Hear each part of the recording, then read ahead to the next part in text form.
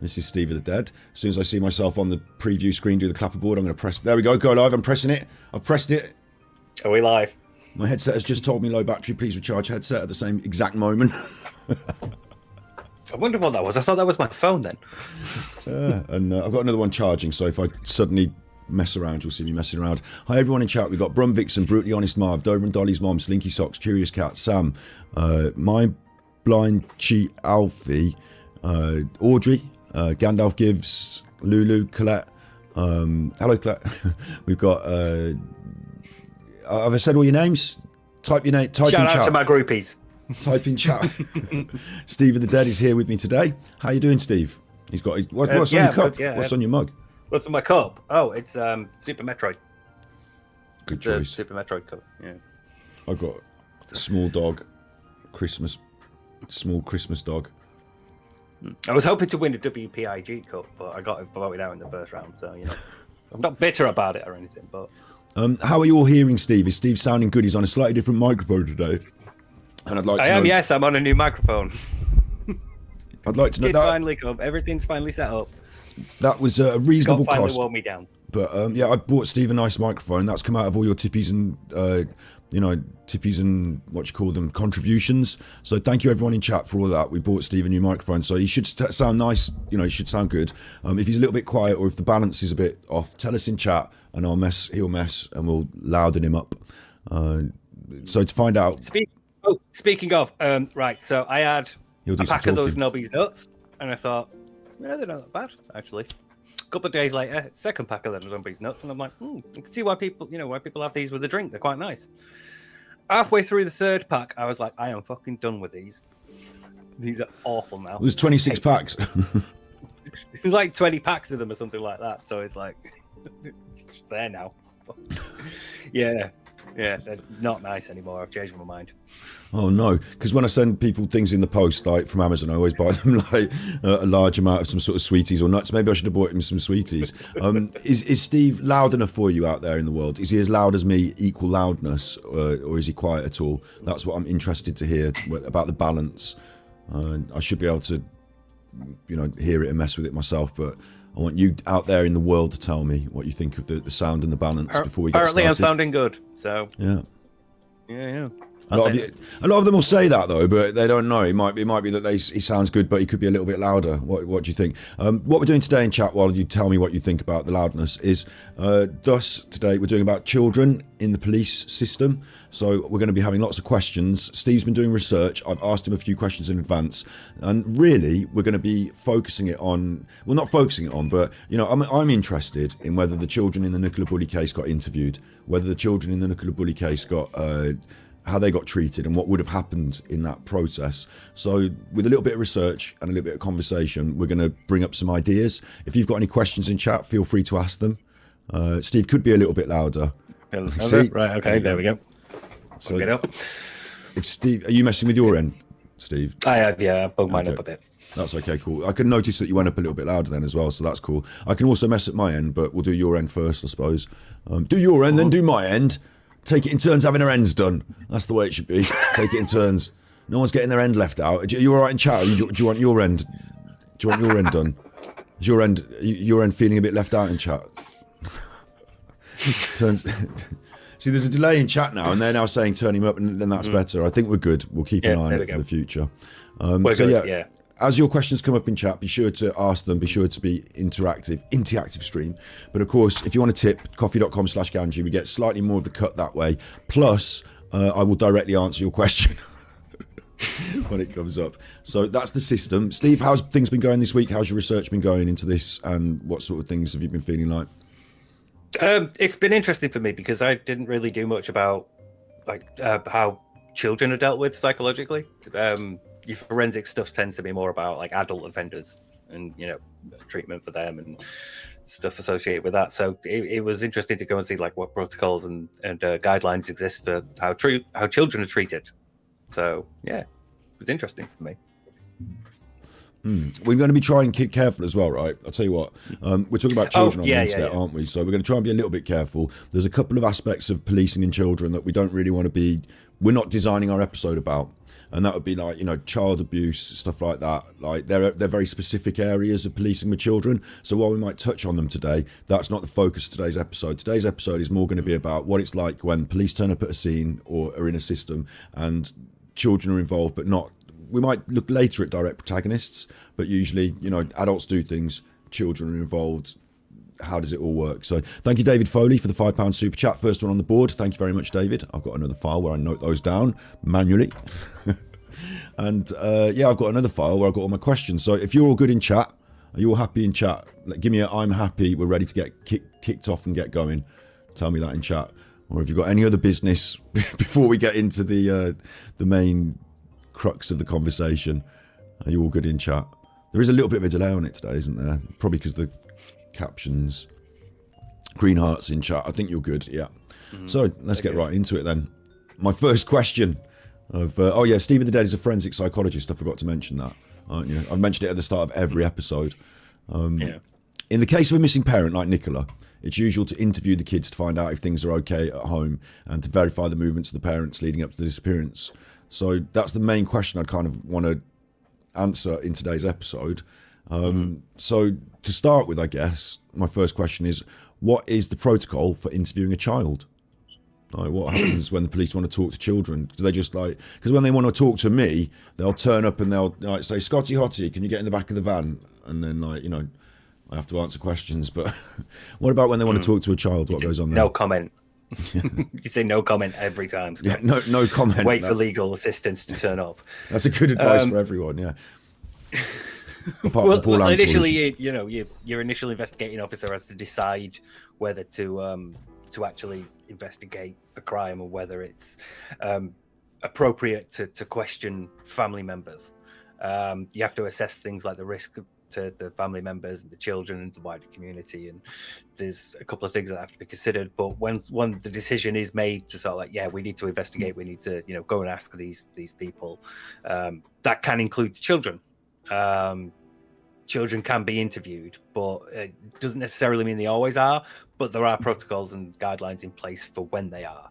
So the first thing that you need to understand is that children are classified as vulnerable. So there are specific rules for interviewing children. This is under the Youth Justice and Criminal Evidence Act 1999, and at this point, you should probably point out this is going to be mainly English law. Yeah, I did try to get some UK. American law in and sort of like highlight American equivalents, but yeah, we're English, so it's England and Wales that this is covering. We have what's called the Achieving Best Evidence in Criminal Proceedings, or these are ABE guidelines, and these cover interviewing vulnerable people. These cover interviewing victims and witnesses as a whole, but vulnerable people fall under the purview of this guideline. The American equivalent is called, just very quickly, the American equivalent is called the US National Institute of Child Health and Human Development Investigative Interview Protocol. There you got a nice acronym there. Yeah. Yeah, my question here before we get deeper into that is, are children then classified as people then? Because I know that this is going to sound weird, but my dog isn't a person. My dog is considered a chattel, which is like a kind of like legal object, like, so my dog doesn't have the same rights as people. I understand that because it's a dog, but I do get a bit, it's an object, is it? Well, it feels like my dog. Are children in the same ballpark, or are they like get the full rights as a human? Like, are they? Because in some things, like too high to ride this ride, not considered, put in a vulnerable category. Yeah. I understand, but we'll probably get onto deeper later, won't we, about how valid their evidence might be and stuff like that if interviewed. But are they considered like human rights and everything, individuals by the law then? Yeah.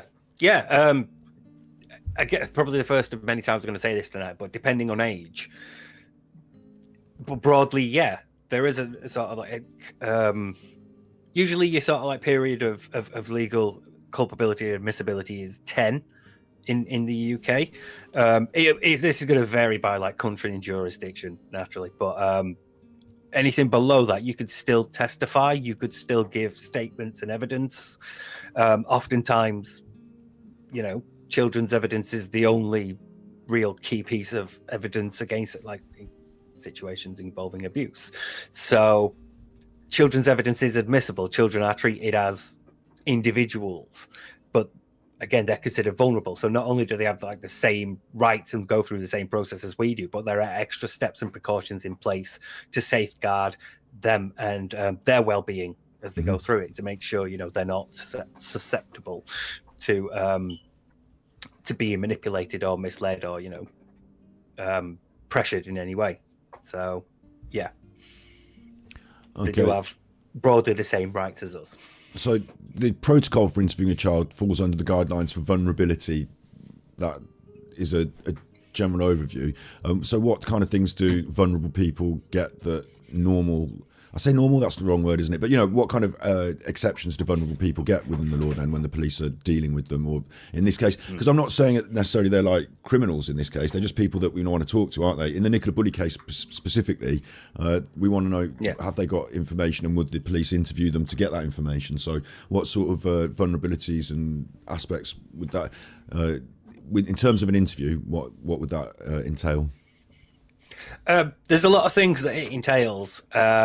Special measures are a wide range of accommodations that help obtain evidence, and they help children to get to give evidence. These are things like in court being screened from the accused, so the child doesn't necessarily have to see them. Being able to give evidence through TV links or through pre-recorded interviews or statements. You can even have like the removal of wigs and gowns on judges and QCs, so that children aren't intimidated by being in a court setting and they feel more comfortable. There's also stuff like you would need assessments, like medical examinations, psychiatric assessments.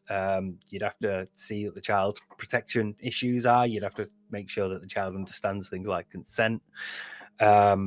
So you would have like a wider group of people then that would be involved in the process. So this was another thing that you raised like in your questions. Yeah. About specialist teams, yeah. That's the next question. I was going to say, like, when you're actually interviewing them, someone in chat said as well, Beth has asked, appropriate adult. One of my big questions, I'm going to be really, you know, frank, people just have to accept it. Steve didn't necessarily want to come on and do a big show about Nicola Bulley in the start of the case because it's still open, things are still up in the air, and, you know, professionalism and wanting to give things a little time and all that. Whereas I don't mind, I'll just shut my mouth off on the internet. So there's a bit of a balance here, but I am going to like point it at the Nicola Bulley stuff. An appropriate adult in an interview setting. So like, let's say these kids, there's a missing person, for example, like there has been, the police would be able to interview them then, would they? And if so, would they need an appropriate adult? And in my mind, I was confused because I would think Paul is their guardian, so how can they interview them with their dad being there if they're interviewing them about their dad? So yeah, tell me a bit about that. Yeah, appropriate adult doesn't mean like a parent or guardian. It's an actual position. It's an actual job that somebody does, and they are used for vulnerable people, not just children, but like the elderly and people with learning disabilities.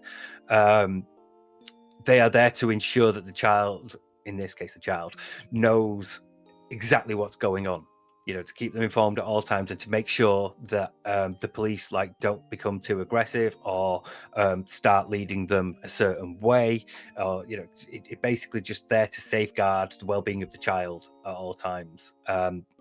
You would also be there for the, you know, the elderly and the those with learning difficulties to help them understand. Fred West had one present with him. There's a great drama about it, but yeah, it is a position that is held. I did have the guidelines. I don't know. You've got them, haven't you? So you could post them in the description because they were part of the references that I sent you. So, right, yeah. But yeah, an appropriate adult would be there, but also a child might have other wider people involved. They might have other caregivers. They might have social workers. They might have like teachers or education representatives. They might have other family members. These people might take like a proper role elsewhere as well. They might help like the police with, like, say, if the child couldn't describe the person, but it was known the person was known to another adult, could give descriptions and things, so they can have a wider influence. No, I suppose influence is the wrong word, but they can contribute in a wider way as well as helping the child. But primarily they're all there to help safeguard the child and make sure that they're fully aware of what's going on, why they're being asked questions, what their answers, you know, mean and why they're giving. Is this somebody that would with those notes that you've sent me, I was trying to open them up in Word for Windows and my brain, so they will get into the description at some point, but they're not there right now. Like, look out for them in the future, everyone. The appropriate adult, let's say something's happened, child is questioned by police. Are they in there automatically? Do they have to be like? Is it like an absolute right that every child must have an appropriate adult with them? And can that person, like I said, can it be a parent or a guardian, or does it have to be this separate entity that understands? No, it's a separate entity. It's not a parent or guardian. A parent or guardian can be there, but assuming you're talking about a case where one parent has killed or is suspected to have killed the other, that parent wouldn't be there anyway. Because so you could, like, Paul could say, just taking a random example, Paul could say, I want to be in the interview with the kids. Would the police be able to say no? Yeah, the police would say no. Okay. No, and then does this if you're a suspect, you can't. Does this independent appropriate adult, do they sit at the police station, like, are they just there all the time? Is it a trained police person, or when they conduct an interview, do they have to get on the phone and say, we need an appropriate adult for this one, can you send one down? Like, yeah. Dog's barking because mom's coming, right? So it's not someone that's sat at the police station then, is it? Or no, they come in from elsewhere. I'm expecting to say that if this was required, they'd have to set up these sort of interviews. Sorry, are you doing something in chat? You can talk to chat if you want. It's all right. No. I was putting my Lucasade back down there. No, Lucasade interruption. It's not. It's one of the two things it could possibly be, Lucasade or cat. Right. So these police people, like, let's say for example something kicks off and you need to interview them right now. You're not going to be able to do it like on the day necessarily, maybe, or. You're not going to hold children, are you? Like in your police station. There are, in exceptional circumstances, police can choose to interview without, if say like there's a time element, or there's a risk that evidence might be lost. There are exceptional circumstances where the police can choose to interview without, say, an appropriate adult or legal representative, or they could basically bypass this thing in exceptional circumstances, but they have to justify why they did it. So it's not always done. It's only in rare circumstances when it can be, like, evidence might be lost in the first 24 hours. But usually an appropriate adult is called in advance. So when the police are bringing the child in, they're on the blower already to get someone in to try and get it done as quickly as possible. So it's definitely something they've got to set up. They need a specialist team. It's a specialist job. Does that mean that in most cases they will choose to do this, do you think? Or is it something that they do? Like, obviously, if there's been a missing person, you've got priorities. Is the priority, do you think, to interview children? And in general, do the police see this as something that is like exceptional and above? Or is it just a normal standard? If children are involved, we just get the person in and interview the children. Or is it something they consider more because they're children? Maybe they don't want to do this, as a first port of call. It will depend on the case. Again, the case will be assessed, and that decision will be made based on, like, a number of factors that your investigating officers have to consider. But if the decision is made, then the well-being of the child becomes a priority. So they do set up a meeting with multi-agency people. Social workers are called, and this decision to investigate and interview a child is discussed with them to obtain whatever accommodations and needs the child has. So if there's educational needs, health needs, there's care issues, if there's people that the child is known to, they will try to get in as many people as possible. They'll get legal representation, you get your appropriate adult. You'll try to form this team in advance of interviewing the child. It's a shared responsibility, basically. Do you think they don't necessarily go in terms of a missing person, you get the impression that information is gathered quite quickly on the day so that the police can put it out there so that they can try and help find whoever's missing. And in the case of Nicola Bulley, we had the description of Nicola, we had maybe a couple of pictures that were given to the media through the through. Well, I'll reserve saying exactly who sent those pictures to who, because I don't know exactly myself, do I? But you had things like that. A lot of people. Well, I personally question whether Nicola actually drove the kids to school or not. That was part of the narrative that was constructed. She drove the kids to school, she dropped them off, she went on a dog walk, and then she went missing, is the narrative that was constructed, in my opinion. So do you think that at that point the police would be interested in asking the children any questions, or do you think they would have just, because they're part of the story? My question, I guess, is because they're part of this narrative, do they need to have their narrative verified themselves? Did the police need to say to the children, what happened? When did you last see mummy? Or do you think it would have just been the adults that got talked to in this sort of missing persons information gathering stage? In your, I know you don't work for the police, and I know that it's maybe a more opinionated question. I would assume initially you keep your focus on the adults for reasons that are obvious. You're dealing with adults, but maybe as your search goes on and you need to widen the scope of your investigation, you might consider it and determine whether there's going to be much evidence that you can gain from them. Because you have to consider why are you interviewing the children? What do you hope to gain from them? What piece of evidence do you wish to either verify or disprove by interviewing them?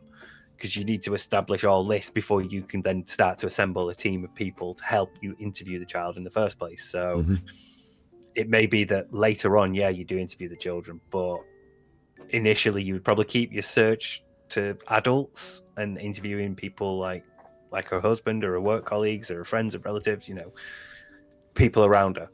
Yeah. Them you'd want to know first rather than the children. But maybe later, I guess. Maybe later, yeah, maybe. So that, as a general concept, I would agree. That was my feeling on it, is the police don't probably bring together this complex team to interview children in a missing persons case like this, simply because all the other information is provided by the adults and they don't seem to be necessary. There is a question about care in this case, though, that, and again, I don't know exactly, but I believe the children may stay with their grandparents at some, like these particular children might stay with their grandparents at some point during this process that we've been going on through. Do you think the police have any duty of care to somebody when there is some, because Paul was looking for his wife, his girlfriend, he was consumed with this process at some point. Most people in a missing persons case, when there's two parents, one's missing, the children will then be, they're at home, but the one parent is looking for the other. Do you think that there needs to be some, or is there some contingency for the children to be, will they be in best care during that process, and do the police have any obligation to look into that, do you think? Sadly, not much. I did look into this a bit, and I found a review by a commissioner for victims and witnesses. Most cases, you get a family liaison officer. They're your contact with the police, and they'll tell you if the police are going forward with investigations, what's going on, what's likely to happen. If the police decide to charge, all that stuff. They'll keep the family informed of that. But as for say trauma counselling or aftercare, or a support network for the children, that's not necessarily within the police's purview. And typically, you might already have some system in place for that, say a will.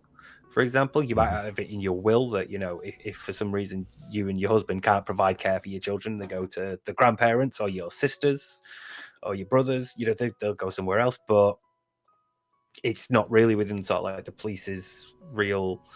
They are there. There are, in that review, there were 12 organizations that provided trauma therapy for families that have been the victims of homicide, but they lack the resources and the capacity to really effectively cover the whole of England and Wales. They're quite stretched out. So most families are either they have to travel long distances, or they have to use local NHS resources or pay for private counselling, rather than being able to access that support. So it is there, but it does need expanding. At least this report found, and that's also in my references for anybody who wants a quite depressing read. But yeah, it's usually left outside because there are usually external things set up for care of children. The police don't really have that much responsibility for you after you're out of their hands, basically. Okay, so we're going to come on to the actual process of interviewing them as well a little bit more. I just wanted to point out, I did hear a little chirp of a fire, what is it called, a smoke alarm. I think you might have a smoke me. alarm chirp. So like, if you do hear it in chat, don't worry, it'll just go off every now and then. And you know what it's like. Like, there's no way I'm going to get Steve with his back up on a chair trying to fix his smoke alarm right now. So like, just thing is, it's not got a battery in it. Well, it's got a battery in it, sorry, but it's not a replaceable battery. They were installed by the fire department when I first had my back went. We had a bunch of things done to the house to help me get around, make it more accessible. And they were like, "Oh, we'll install smoke alarms for you for free." We were like, "Oh, okay, great, cool." Came around, put in 2 smoke alarms. Great. That was like 8 or 9 years ago now, so they're reaching the end of its life. It's beeping, and you can't take it out. They have to come in and uninstall it. So. Yeah, it'll happen every once in a while, and you'll all be all right with it. Don't worry in chat. Yeah.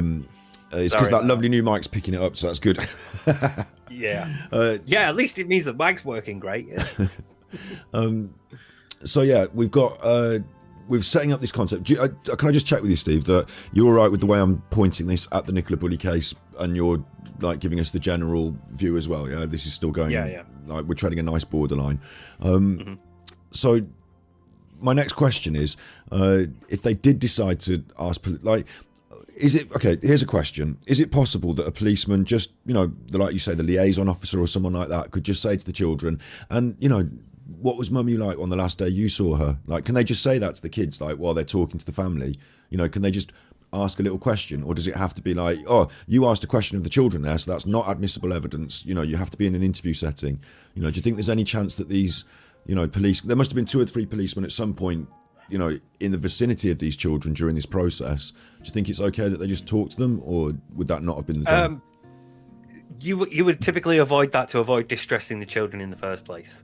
You wouldn't want to bring that up, so you might instead focus on, like, so what did you do to school today? Or oh, that's a lovely painting that you've done. You try to keep them. Have you watched Bluey? You keep them sort of occupied or focused on other positive things, because you don't want to distress them. Mm-hmm. They're already in a stressful situation, in a very upsetting period. They don't know what's going on. They've lost one parent, and they're having to deal with all this disruption to their lives, and they're kids, and they can't really process it. So you don't want to upset them any more than possible. You're soon going to ask them into a room where a lot of adults are going to be asking them a lot of questions. They're going to be very serious questions. You don't want to upset them any more than possible. So ideally, you wouldn't sort of like, so do you remember what mummy was like? That would be a thing you would ask later. But while you're just sort of like waiting around with them, no, you'd keep it to like the book they were reading, or the picture they were drawing, or whatever. Just try and keep them. We're going to get them in this interview room in a minute, and we're going to talk through this interview process and stuff like that. But another question I've got that's just on this sort of area. I know that you've done some research on child psychology and stuff like that this week. And if the adults around, like, let's say the grandparents asked, do you think it's legit that a child of, I don't know, like 9 or 11 or around about, do you think they would remember what day and exactly, like if you asked me, an adult, what happened 2 weeks ago on a particular date, I wouldn't remember. I'd find it confusing and difficult. Do you think it'd be like easy for them to remember what day they last saw mommy and which day of the week that was, and stuff like that? Do you think it's a legit sort of question you could ask a child in this situation? This is like a whole thing that we were going to get onto, because it's all to do with like how memory works and how children perceive and remember things, because there's a number of differences between adults and children when it comes to recalling things and understanding things and being able to conceptualize things to the point where you can lie about it.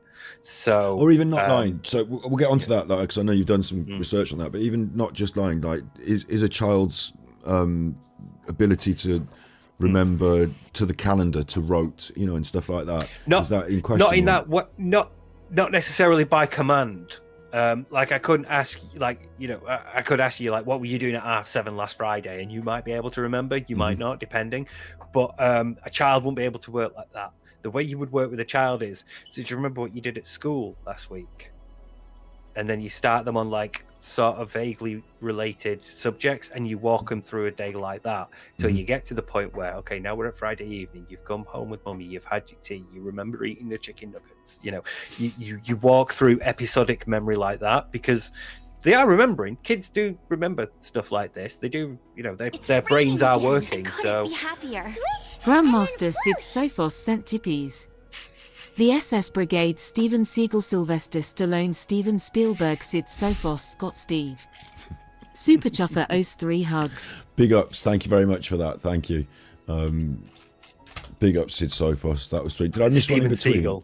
I love it. We've got Snips as well on the leaderboard now with $20. She's asked a specific question, and I've noted it down, Snippies. Thank you for your specific question. That's going to I'll put it in the mix. So thank you. That's a really good question. Big up, Snips. And yeah, thank you very much, Sid. I'm pretty sure I've got all the super chats as they've been going through, haven't I? If I miss any in the future while we're talking, then remind me in chat, and I'll get to them and I'll pull them back up. But Shout yeah, at thank him. Shout at him. He'll do it. Thank you very much, Sid. Big ups. So we're saying that children can be giving us reliable evidence, but you can't ask them straight up, like, you know, where were you on the night of the 14th, because they can't think that way necessarily. So let's get them. We're going to talk about whether it's reliable in court. Are they valid witnesses and all this? We've talked about the specialist teams you need to get together and how you would go about the process of choosing to interview a child. And in this situation, like you said as well, I just want to get you to reiterate, and I just want to confirm this point in my mind. Would they choose in a missing persons case to interview children, and at what point would they decide that it's important to do so? Would it have to be a crime? Would it have to be that they suspect a crime? Would it have to be to like validate anything, or would it just not be necessary in Nicola Bulley's case, as an example? Well, if you've got a missing persons case and you're looking at interviewing children, you've already decided that there's a crime, because an investigation is ongoing. You're part of an investigation now. You are investigating this thing, so it is automatically a crime. Time out there. Missing persons isn't a crime, is it? Not necessarily, no. So but if you're investigating a missing persons case, then you'd have no obligation to sort of do interviews with all these different people. What if they suspect? Not initially. What if they suspect a crime, but there's not, like, because you know in the police they can't, like, when I'm watching on, this is now like me outside my box, but when I'm watching on the telly, you know, they're like, oh, we can't pull him in for questioning until we've got all the bits of evidence, because otherwise they might walk free. And you know how before there's an actual crime, they think there might be, and they start doing an investigation, don't they? Or do they? What's going on there? Yeah, you look at your initial report, and often, like with missing persons, the police will help, and they'll, you know, put out descriptions, photographs where this person was last seen, you know, any relevant medical information, whether this person has learning difficulties or can get home on their own. You know, they'll do like press conferences and things, but that's for missing people. When the police might suspect that there is foul play involved, that's when you might get all your evidence together and propose to your governing body, we want to open this as an investigation. And then if they go, yeah, okay, yeah, convincing enough argument, investigate further, that's when you start looking at who you're going to interview, whether you'd interview the kids. And so who has to decide to start putting that together? And also, David Foley, £5 super chat, says, I look like Dave Gahan or Depeche Mode because of my hair. So thanks very much. I didn't do it deliberately to look like Depeche Mode, but thanks. And thanks for the super chat. And Dover and Dolly's mom says the children were technically the last people that saw her. Maybe they should have been interviewed right away. So I got this impression that behind the scenes the police might think there's a crime committed. At first they're just doing a missing persons investigation, so they're not going to do anything like investigative of a crime. But at some point they might think there's a crime committed. Is it someone in the office just says, like, you know, I think there might be a crime, do you mind if I go and ask a few questions? Or is there some sort of like... Your chief investigating officer would do that based on like the reports from the initial investigating officer and what they say and the evidence that they provide. They might decide to look into it further, and then they'd have to go and say, right, let's do this to I remember, what's the name of the body? The thing is, basically, there's a department of the government that they have to present evidence to, and then they're the ones who decide whether to investigate or not. So there's like a little process, though. It's like there is a process. Yeah, your chief investigating officer is the person that is set the job of, like, they've called up, there's a missing persons, and one policeman or police person, turns up and does the initial reports and stuff, and it's up to them to say, I think there might have been a crime, and then forward that up the chain.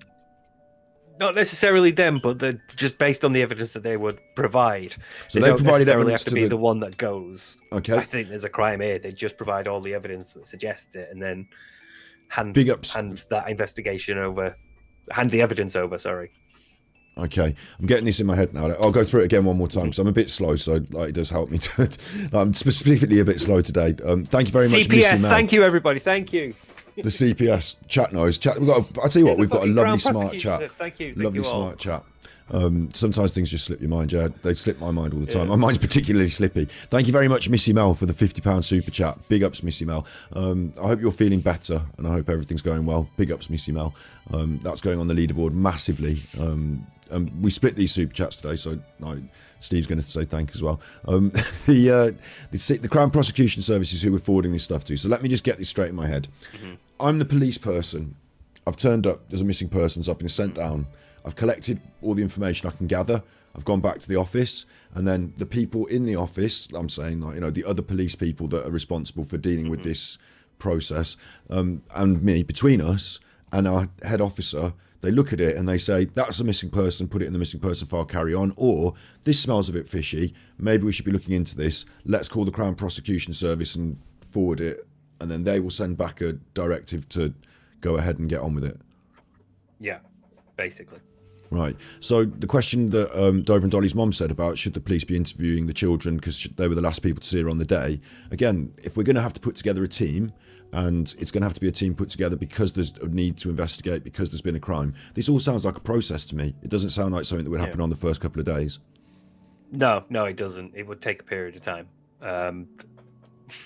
Trying to remember, like, I think it's between 2 and 4 weeks, maybe. Don't hold me to that, really. Don't hold me to that. But yeah, initially, you're going from your initial investigating officer taking a statement from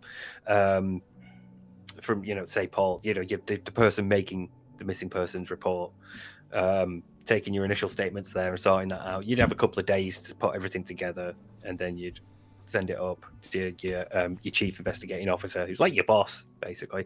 And everybody else in the office is all working their own case. They're all doing their own thing as well. You might say, right, you send it to CPS. Comes back, investigate. Right, you three are on this. Is it a little bit like? Is it now? I'm just going to say this because I'm just having a little bit of a laugh now. But is it a little bit like when you're McNulty, right, and you're in the office, then you have to go to see Rawls, and like, yes, is that what it's like? And he's in the office and he's got his little name thing, and you have to go in and you're like, oh, I think you should be investigating this case, and he's like, you investigate the case, I tell you, McNulty, and like, it's a bit like that. Now, do your work, or I will ship you off to another department. And you're sat there in a boat, picking up bodies from the bay. It's a bit like that. Yeah. Big ups, Wendy Farrell Austin in Super Chat. All the best, Superchuffer, in this. Great work from the UK. Thank you very much. Thank you very much. I've got to make sure I keep noting these down as well. This is cool. Thank you very much for that. Yeah, we're trying to do some good work here and trying to,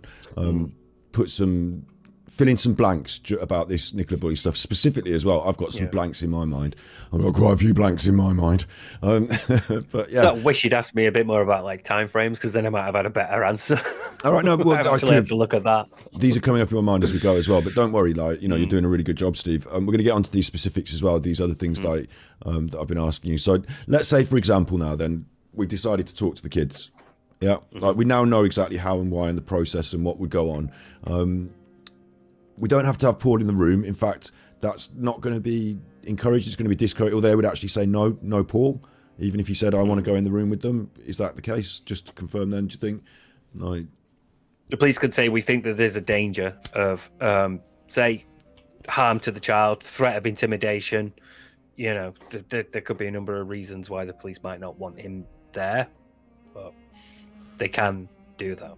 Okay, so then we get them in the room. Now, let's start asking children some questions. As I asked you earlier, like about the process, we're going to talk them through a sort of day in the life or whatever. Tell me about what you were saying earlier about children's process and ability to answer these questions. Have you got any further, thoughts and notes on that? A lot. This was the child psychology bit, so this was the bit where I had a bit of fun. You have to think about what it takes to tell a good lie. Like cognitively, what you have to line up, right? You need to understand different person's understanding of reality, because I'm going to try to convince you something that you might know is true is actually false. So I have to be aware of that. Can I time you out just quickly? Would they specifically be lying? Like, do they have to be? No. I'm setting up a bit. I'm setting up like a point, right? Okay. I have to plan ahead for any like questions that you might have, any evidence that you might bring up. I have to be able to adapt on the fly. I have to be aware of and take advantage of social cues and social norms and things. I also have to inhibit my own behavioral impulses, because I might be getting really wound up, but I have to appear calm.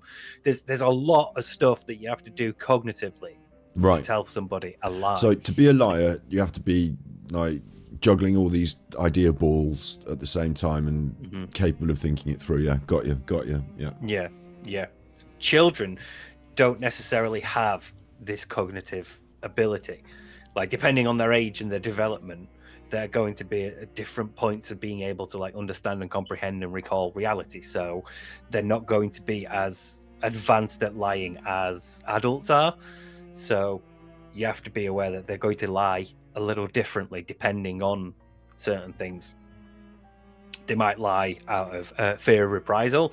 They might lie to make themselves look good to their friends. They might lie in ways that adults might understand differently. Like a white lie is different from a lie told to cover up a criminal act.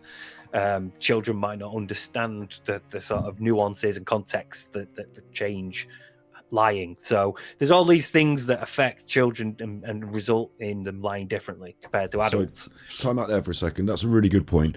I was just thinking, I was imagining sort of like a naive question, like, what did you have for dinner?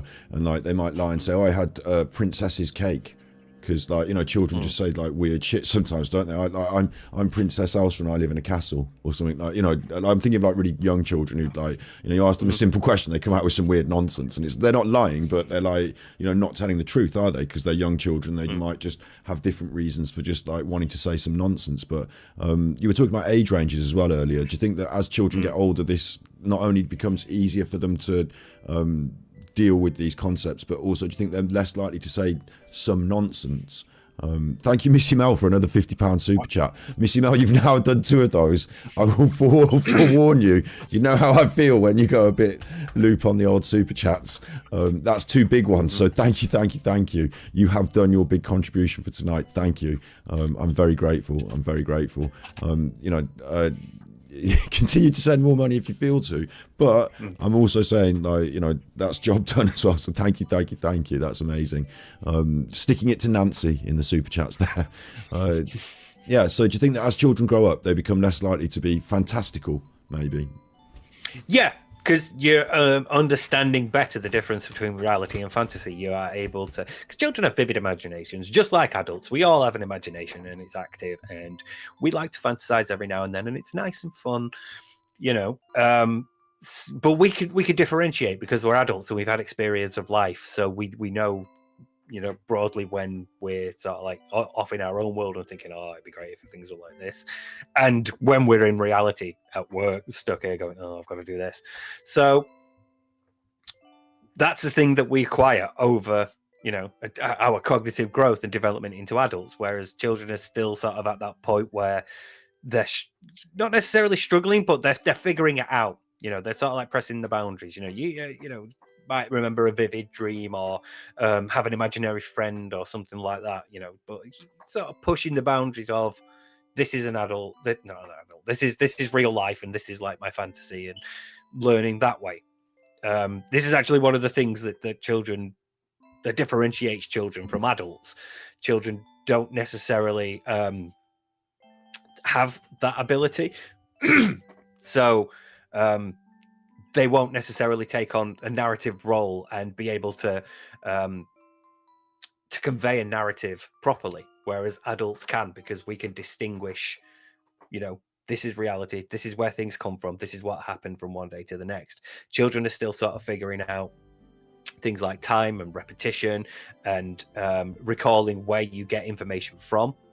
This is a particular one. Children struggle with something called source monitoring, which is where it's like, did you see it or did you hear about it? Did you really experience this thing or did you watch it on a TV show and you're remembering that? Children sort of struggle with that. And whereas obviously adults, we know we can be like, oh, I saw that in a documentary, or no, I actually saw that when I was out swimming. They're still learning to differentiate between fantasy and reality, and we're better at it because we're adults. Is there like a cutoff, do you think, where someone can say they're 9 years old now, so this is more certain that they are not having problems with source monitoring, or do you think it's something that just continues until early adolescence? Legally, 18. 18's your cut off. At 10, you're legally culpable. You can be sort of like tried at court and sentenced. 18, you're seen as an adult, and barring say any learning difficulties or cognitive difficulties, you are an adult that's deemed competent to stand trial. So you are assumed that your source monitoring is good enough that you can remember whether you saw something or whether you heard about something and are reinterpreting it as seeing it. Should we get to trial in a bit, or do you want to deal with the validity? No, we'll get to validity and trial in a little bit. During the questioning process, again, if the team are there and they understand that there are these problems with a child's cognition and response, do the team, how am I trying to say this? Do they re-question and change their questions to adapt to that source? For example, the source monitoring, or do they just accept the answers and put them down and then move on, say these are questionable because they're children? Or how do they try and get around that during an interview, do you think? You would construct questions differently. Like I indicated earlier, you might start off with like an earlier point in a day or in a week, but you would also you would use more leading questions, and it is typically when you're questioning adults, you don't use leading questions. You would leave most of your questioning open-ended because you want the witness or the suspect to talk and reveal information. So you would try to leave questions open. Whereas with children, again, because children can have trouble sort of like constructing narratives, making sense of chronological orders, differentiating between it happened last night and it's happened this many times. So all these reasons, children don't really construct a narrative well. So you might want to stop them from wandering into fantasy and bring them back round to the topic. So you would use leading questions a bit more often. But again, the interview might not actually be led by the police. A properly trained social worker or appropriate adult can also help guide the questioning. So they might be the ones responsible for wording questions certain ways so that the child understands the question and why they're being asked it, and an appropriate response to give. So the way you construct your questions when interviewing children is very, very different to how you would construct them as an adult. So again, for adults, sorry, not as an adult. Like a very specialist job, and we're specifically talking in this case about children that are at like primary school age rather than secondary school, aren't we? So yeah. What my next couple of questions, Snips asked it in chat. How can you tell the police? Do you think the police can tell when children have been coached by suspects? And it kind of folds into my other question about what about being afraid of parents? Of course, in this specific case, we're talking about a missing person, but we're also alluding to the concept that, you tell me, rather than me telling you, you're the expert. In cases in the UK when women are murdered, isn't it quite likely that the partner is the suspect? And usually, yeah, your partner is normally statistically the one that's likely to have done the murder. Yeah, done a murder. So in a lot of cases, then interviewing the children, isn't it the case that those children will be afraid of the partner that's done the murder?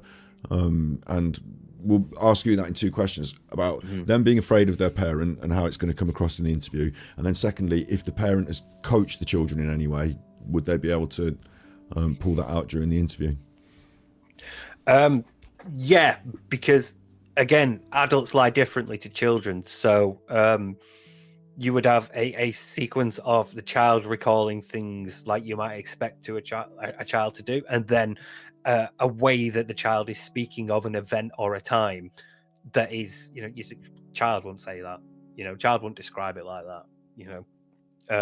That might be an area of suspicion for you. You might think they've been told to say something here, and obviously most of that is out of a sense of fear. They fear punishment or reprisal.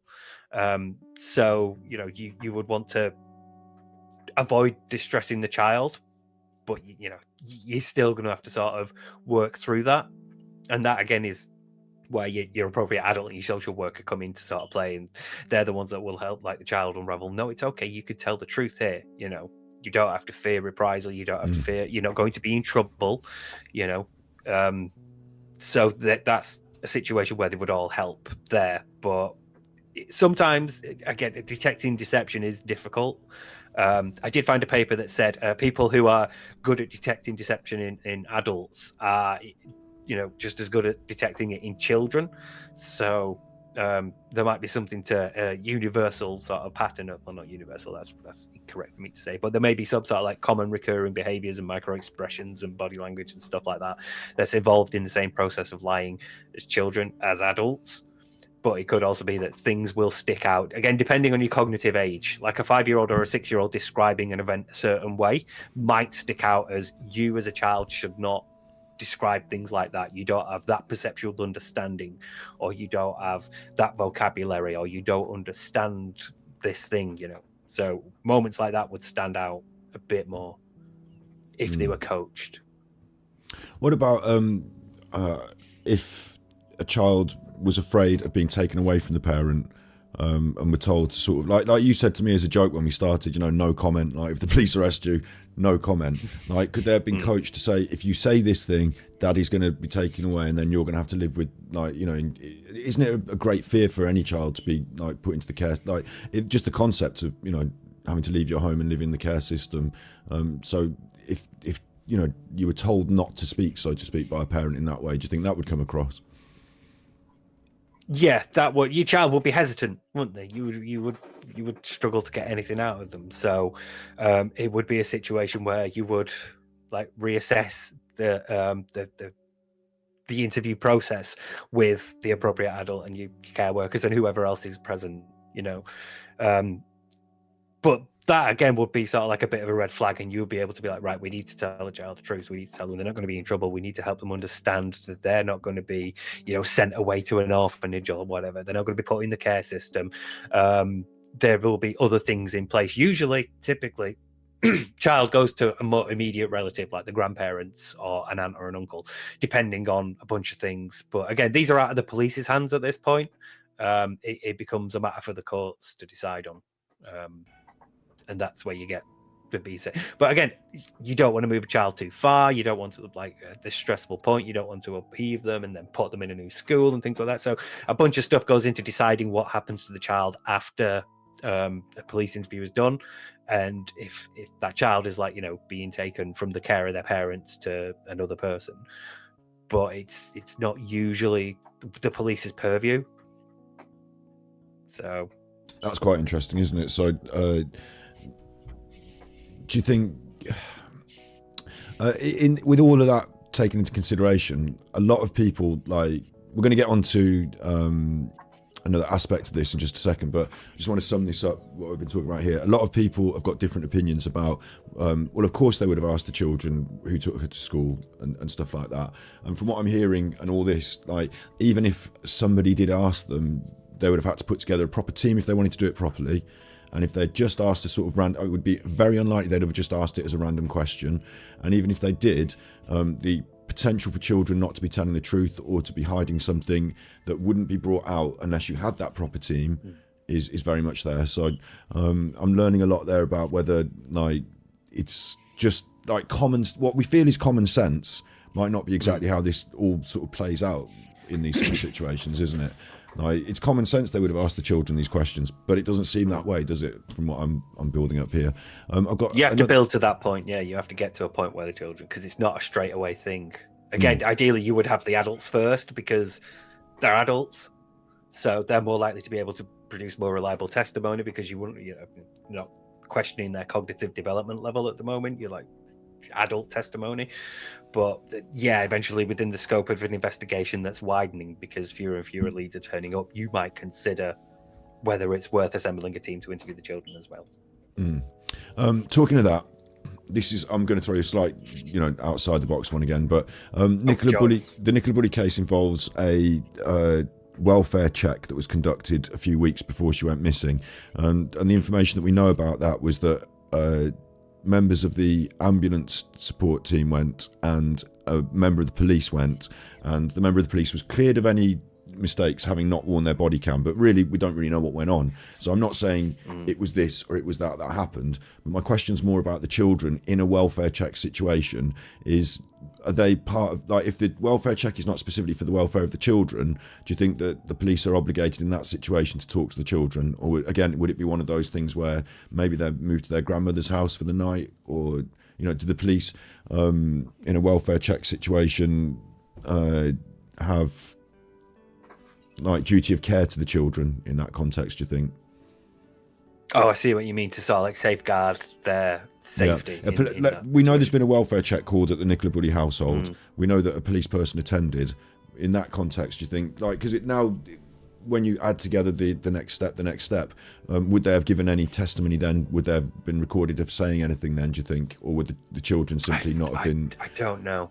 Because in domestic situations, the children are generally not like, maybe they're hiding in the bedroom. Or I remember Eddie's Vinyl Break saying in his his videos that he went through a situation when he was young and he felt scared and hid in the bedroom. And I remember my own parents arguing, and I wouldn't have been able to tell you exactly what they were arguing about as a child. I'd have just felt the tension and the... You knew that they were arguing, yeah. So do you think it would have been appropriate to ask them any questions, or do you think gather any information from that? I really don't know. I don't know the proper procedure when it comes to making a welfare check in that regard. I would assume it would again depend on like the individual circumstances. Maybe you do. Maybe if they're present and they've seen it, like something. But if they are upstairs hiding, maybe you don't. I don't know. Again, that's another fantastic one for the police, where they should have been wearing the body camera, I think, because we're never going to know, are we? Yeah. So yeah, we've got a child. We've got a child. I haven't got a child. We've got a child. We've locked them in the interrogation room. In case Alan's watching, we've locked them in the interrogation room. They're in the interrogation room, right? It's not an interrogation room now. It's a special nice room where we've got the care system people and the team. Yeah, we've started to ask the children some questions, and we've learned now through your interesting research that there's ways to ask the questions, that they've got different thought patterns and processes, whether they're lying, telling the truth, fantasizing. Like, we're on the way now. Yeah. Is there anything else about that in the room, gathering evidence phase that you had any research on that you wanted me to talk about? Yeah, there is one last thing. Children don't often say I don't know. Children don't like disappointing adults and people that they see in like positions of authority, like teachers and headmasters and nurses and doctors and things like that. They don't like to, when you're a kid, you have this idealized version of the police. They're there to protect you, so you don't want to disappoint them. So when you ask a child a question that it might not know the answer to, or may not properly understand, may give you an answer that is wrong, and it's not necessarily a lie out of like intent to deceive, but the child just doesn't want to disappoint the adult asking. So a part of it is coaching the child that it's okay to say I don't know if you don't know, because children usually don't. They like to give an answer. If you ask them a question like, what did you do in school today, they'll tell you something. They might not tell you every lesson, but they'll be like, oh, we played out during break, or, oh, we did this thing in art, or we did PE. They'll tell you something.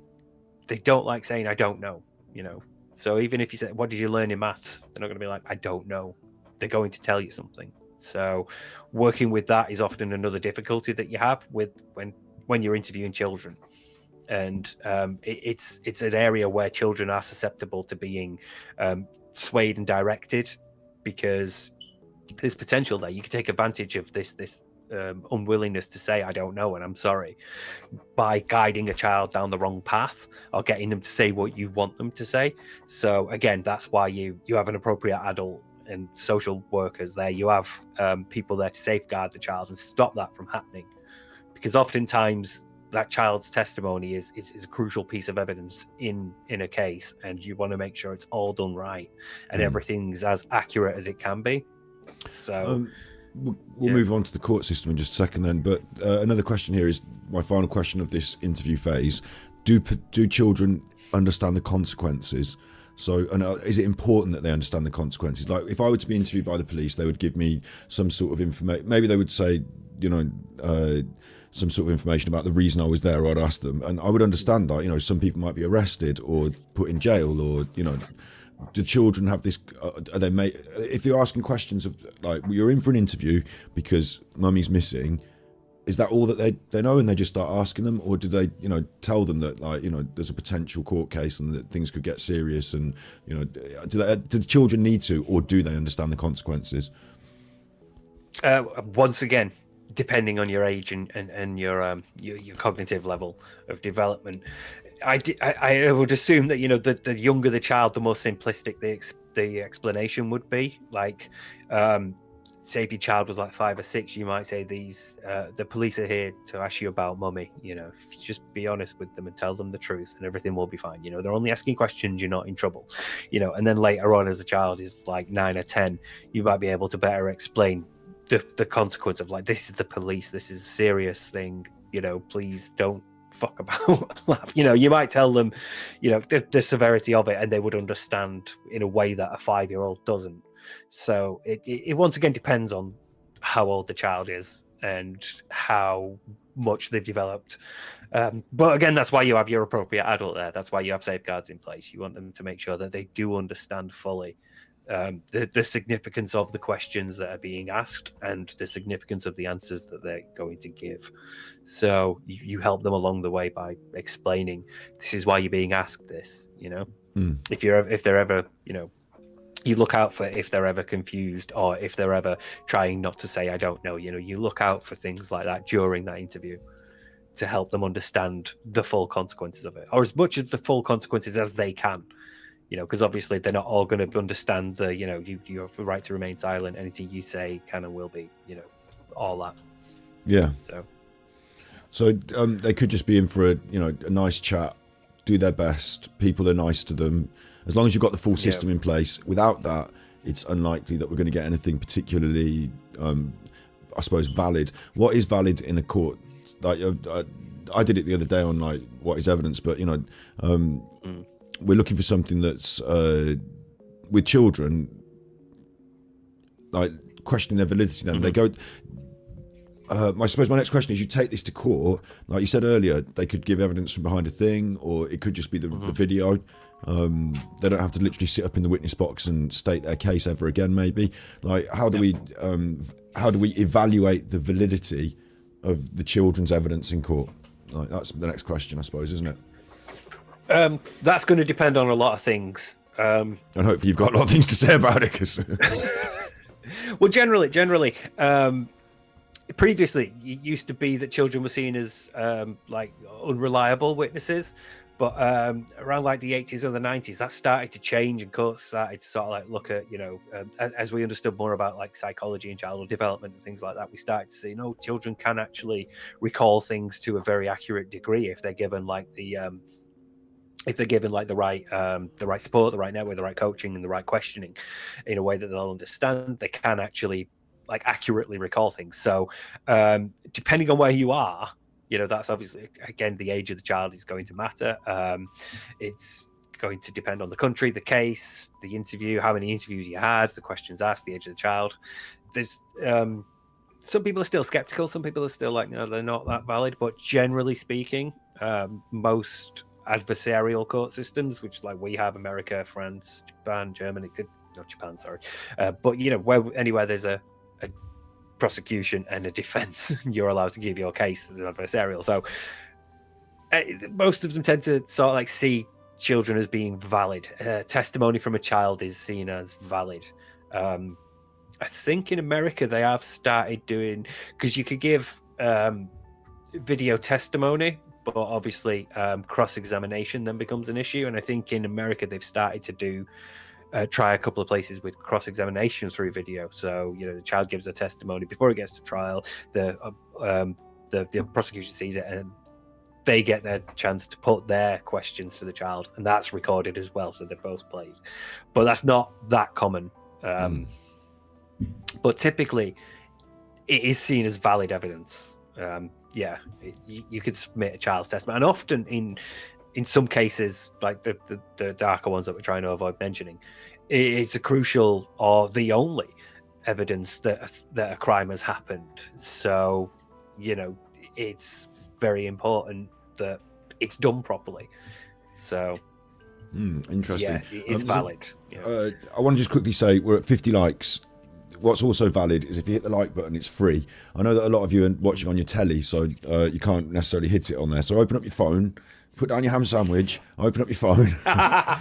It's time to hit the like button. Do you find it weird that people watch you on telly? Because it means you're technically on TV. Yeah, I like it. It's good on the big telly, yeah. If we do hit 100 likes, I'm going to give £100, not £100, what am I saying? That's all the money that we've got. I'm going to give £10 to charity. So it sounds like a lot less than 100, but like, Jesus, I'm not made of money. What do you want from me? Look, no, if 100 likes, £10 to charity. So time to hit the like button. It's free, and if you're watching this and you're enjoying it and you haven't subscribed, again, it's free. So I'd press that button if I were you. It's absolutely free. Get a double bonus, 2 for 1 here tonight. Look, Steve and Scotty. So hit the like button, hit the subscribe button. What are you playing at, you chuffers? You've already liked it. Well, then unlike it and like it again. Maybe don't do that. But yeah, so we're saying that in the court case, in the room, like they might not be interviewed, cross-examined, but they might be in some cases, but they're valid witnesses. Their testimony, if correctly collected, can be gathered and collected. Yeah, can be proper evidence. I thought that they weren't. I was of the opinion that, well, even if you go up in court, the opposing counsel can just say, no, Your Honour, these are children and they're confused, so put it in the bin. But that might not be the case. But what's come up in chat quite a lot is that children are easy to be gaslit, and it kind of crosses over with a lot of the work we've done on narcissism. So do you want to just quickly tell me, do you think that's right, or children easier to gaslight? And what do you think sort of gaslighting to children are like? easy to manipulate and coerce because they're children. They're for a variety of reasons, they're more likely to take an adult's word at face value and not consider things like deceit or subtext or subterfuge. They're not likely to consider malice or why an adult might lie to them because they're children. So they can be, yeah, and again, that's why like some safeguards exist. That's why they should always have like an appropriate adult and care workers if necessary. There should always be like some sort of social care for them. The safeguards should be like legally enforceable. Currently, there are only guidelines in both America and the UK, but yeah, they are very susceptible to gaslighting and manipulation. That's why they're considered vulnerable. So. Yeah, it's a sad reality because there will be cases where police have coerced a child or sort of like subtly guided a child into giving a false confession or a statement that's not entirely accurate and truthful, and that's gone on to be a piece of evidence in a case. So, yeah, it's not a perfect system by any means, but using that word again ostensibly, it would work like that. You would have. Things like your appropriate adult in place to safeguard children from being gaslit and being manipulated and deceived by adults. Which is sadly not the case. I had another couple of questions on the list, but I think we kind of covered them earlier, which was when a child has lost a parent through crime, do they get special care? And if their parents murder each other, are they placed in the care system? And I think the answer was given, wasn't it, earlier, that was there's a different agency that deal with that, and they can be placed with their near relatives rather than straight off into care. Yeah. It's not necessarily a responsibility for the police, which is kind of sad. You would think that the police would have some sort of like support or aftercare thing, but it's just not funded enough, and there's not enough resources to go around for everyone. So, sadly, not the case. Okay. So overall, then, for what we just discussed in that whole first hour, we've covered whether the police would interview, like it is children in general, but I'm asking Steve specifically about the Nicola Bulley stuff, whether they would have interviewed the kids, what sort of interview it would have been, therefore what sort of timescale it would have been to get that interview together, whether that evidence would be collected, gathered, presented as a case, whether it would be appropriate to, so that I think we've covered. Like, is anyone in chat got any questions about Nicola Bulley's children, the process, anything like that? Big ups Mick in chat as well. Good night, Mick. Hope you're feeling better. Hope things are going well in the future. Dover and Jolly's mum has a question. If it's known that children are susceptible to gaslighting, then why aren't the interview right away before that can occur? Sometimes you wouldn't consider interviewing the kids at all. Sometimes there might be other adult witnesses that you go to for your primary interview, and the interviewing the kids is the thing you consider later. So, yeah, ideally, if like children were witnesses to a crime, you would try to get them as soon as possible. But oftentimes, you prioritize the adults. So get the statements from them and then decide whether to investigate further and what you need to investigate from that point on. It's not necessarily a thing that they could like get in everybody immediately and sort it out, which is sad. But, again, it's just a question of resources, ultimately, at least over here in the UK. Dover Imagine in America too. But... Dover and Dolly's mum also says it's crazy that the kids were the last ones to see her. That's a question as well. Like, in this case, do you think that puts them up on the priorities list? Because often the police would interview the last people to see somebody, wouldn't they? Yeah. But then we had lots of people. We had lots of people come forward that were supposed eyewitnesses that had, seen someone walking around in a field. So, Shirley Keeler says them first. Shirley Keeler says the kids, adults. Shirley Keeler says the kids would have been interviewed. So, what I might put that as a poll in chat. Like, do you think after everything we've just discussed, do you think they were? Do you think they were? And what do you think, Steve? Just so you can bias the poll before everyone votes on it. I would assume they were at some point. The investigation went on long enough. I would assume they would have been at some point. Yeah. At some point, you run out of leads from the public, and you have to turn back to the family again. So, yeah, I would imagine they were. Because she wasn't found for such a long time, you mean? Do you think if she turned up earlier, they wouldn't have interviewed them at all? There wouldn't have really been a need to if she'd turned up earlier, yeah.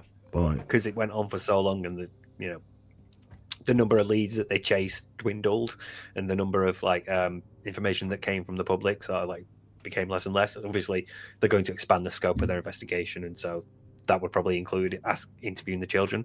Yeah. For me, I can see why they would. For me, I feel like they didn't, because I feel like they, like you said, initially, I think they probably didn't, and it went on a bit and they hadn't. And then I think in terms of building that team and the resources, and one of the things I'm worried about, I think the police do a really good job. If anyone police is watching, please leave me alone. I know that I smoke weed, but please leave me alone. But I think they do a really good job because they're understaffed and under-resourced, and they've got a lot to do. And I think in that case specifically, they had people out doing, like you said, loads of different stuff, searches, lots of stuff had to be followed up and chased up on. Lots of phone calls came in from the public, and they had to chase up on all sorts of different things, whether it was a red van or a car that went past. And so I wonder if they would have. But Shirley Keeler says standard procedure, they would have been interviewed. That's Shirley Keeler's opinion. Do you think that's standard procedure, or is that maybe in America? Maybe in America. But no, Steve, a question from Jackie Rice. Does no apparent crime equal no formal interview? Well, in the case we were talking about, yeah, because obviously not every missing person case is a murder. Some people do show up again. In fact, most missing cases, people do show up again. So it's not necessarily a thing you would immediately consider a crime, so you wouldn't have anything to investigate. If evidence came to light, or if there was some suspicion of foul play, or you could prove there may have been foul play, or something like that, if you found reason to investigate, you might present that and then get permission from CPS to go and investigate. But at first, it wouldn't necessarily be that. You would still be assuming it was a missing person. So after getting your initial investigation from you and statement from your initial investigating officer, if it looked like a missing person case, you might think, well, it's a missing person case. But if there's more there to it, you might think, oh, okay, right, we need to investigate this. But yeah, at first, no, probably not.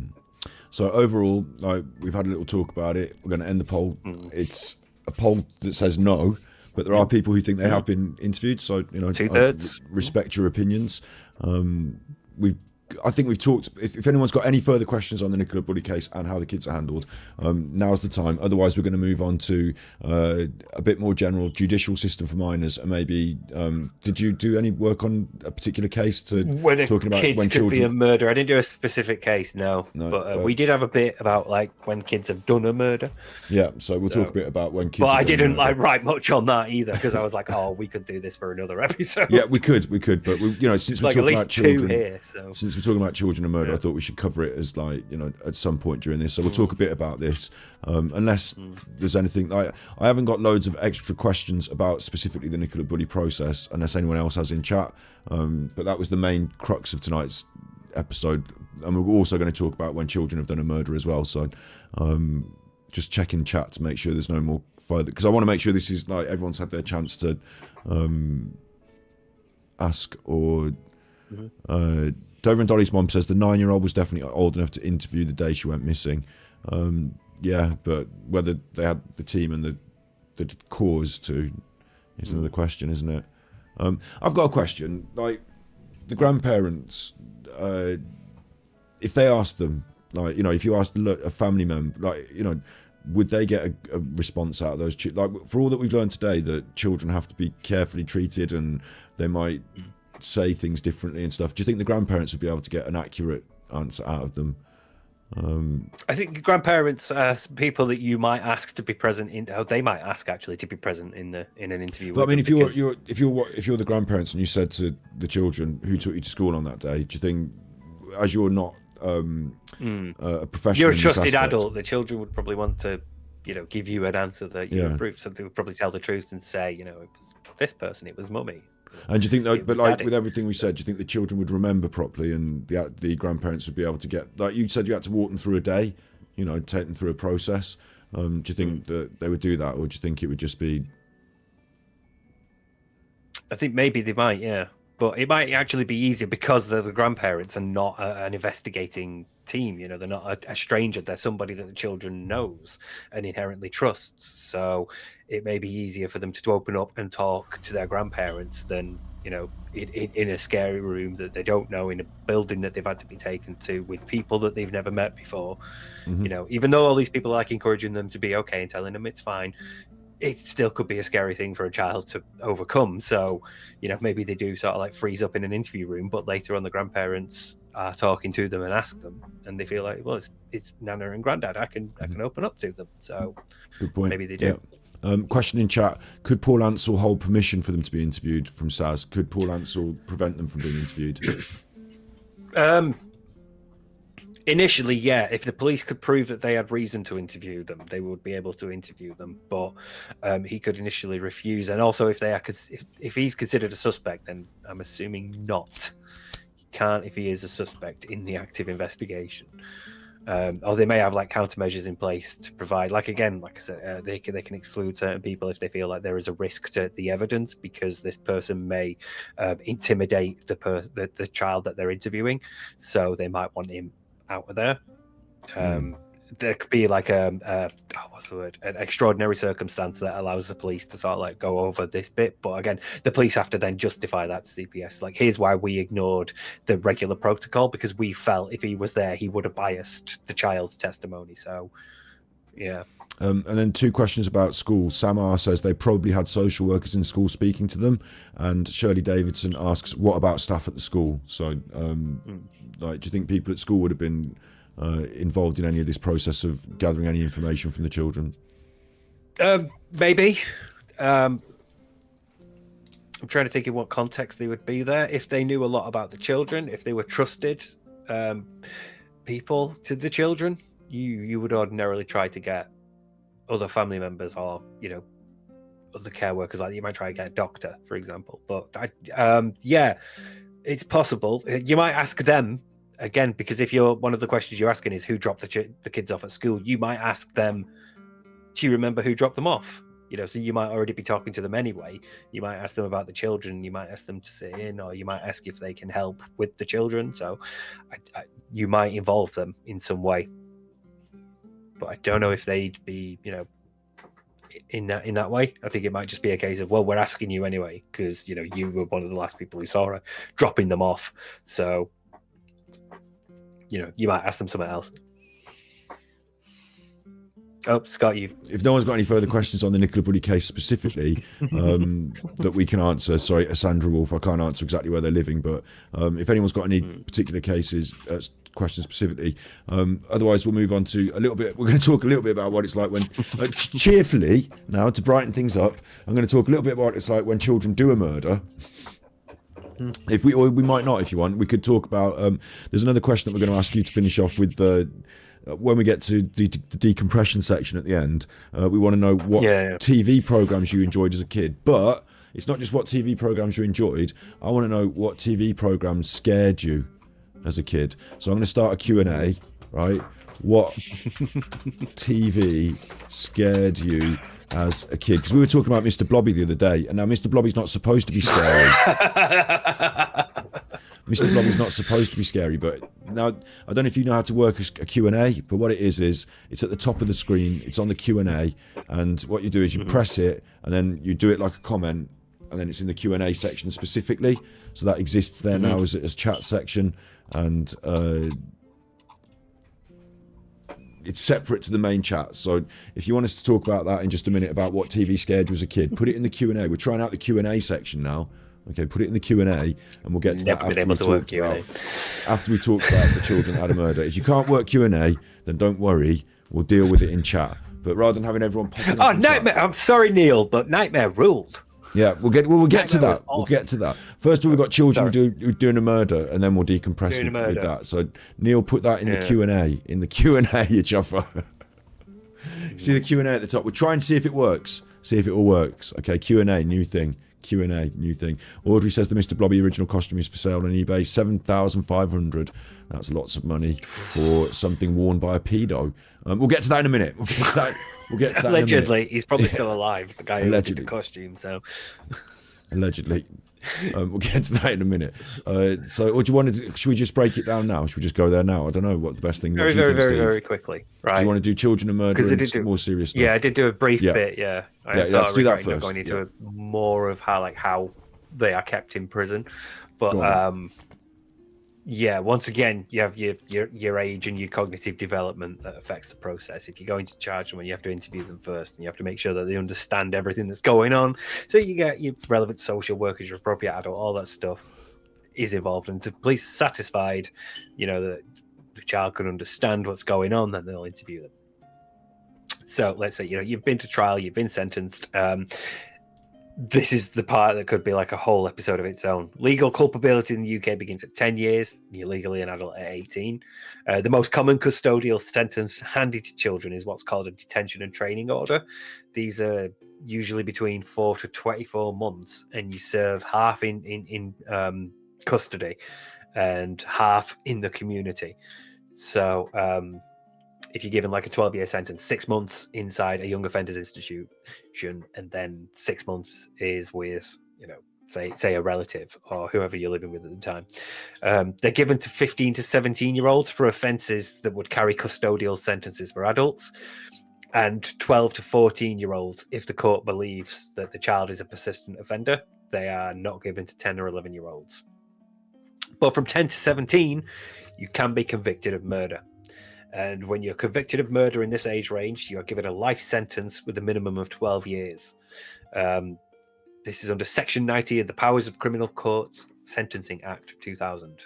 And there's further acts that sort of like break down how much a child should get compared to how much an adult would get for the same offence. So it's all like breaking down different offences there. But that was part of like the judicial sentencing that I found.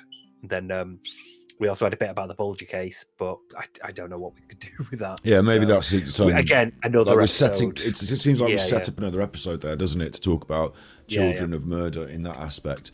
But I just wanted to make sure we'd said a word on it, because I think maybe some people might have thought that, you know, because what have I called police? And I was going to call today's episode "Children of Murder," so like felt like we should mention murder a little bit, but.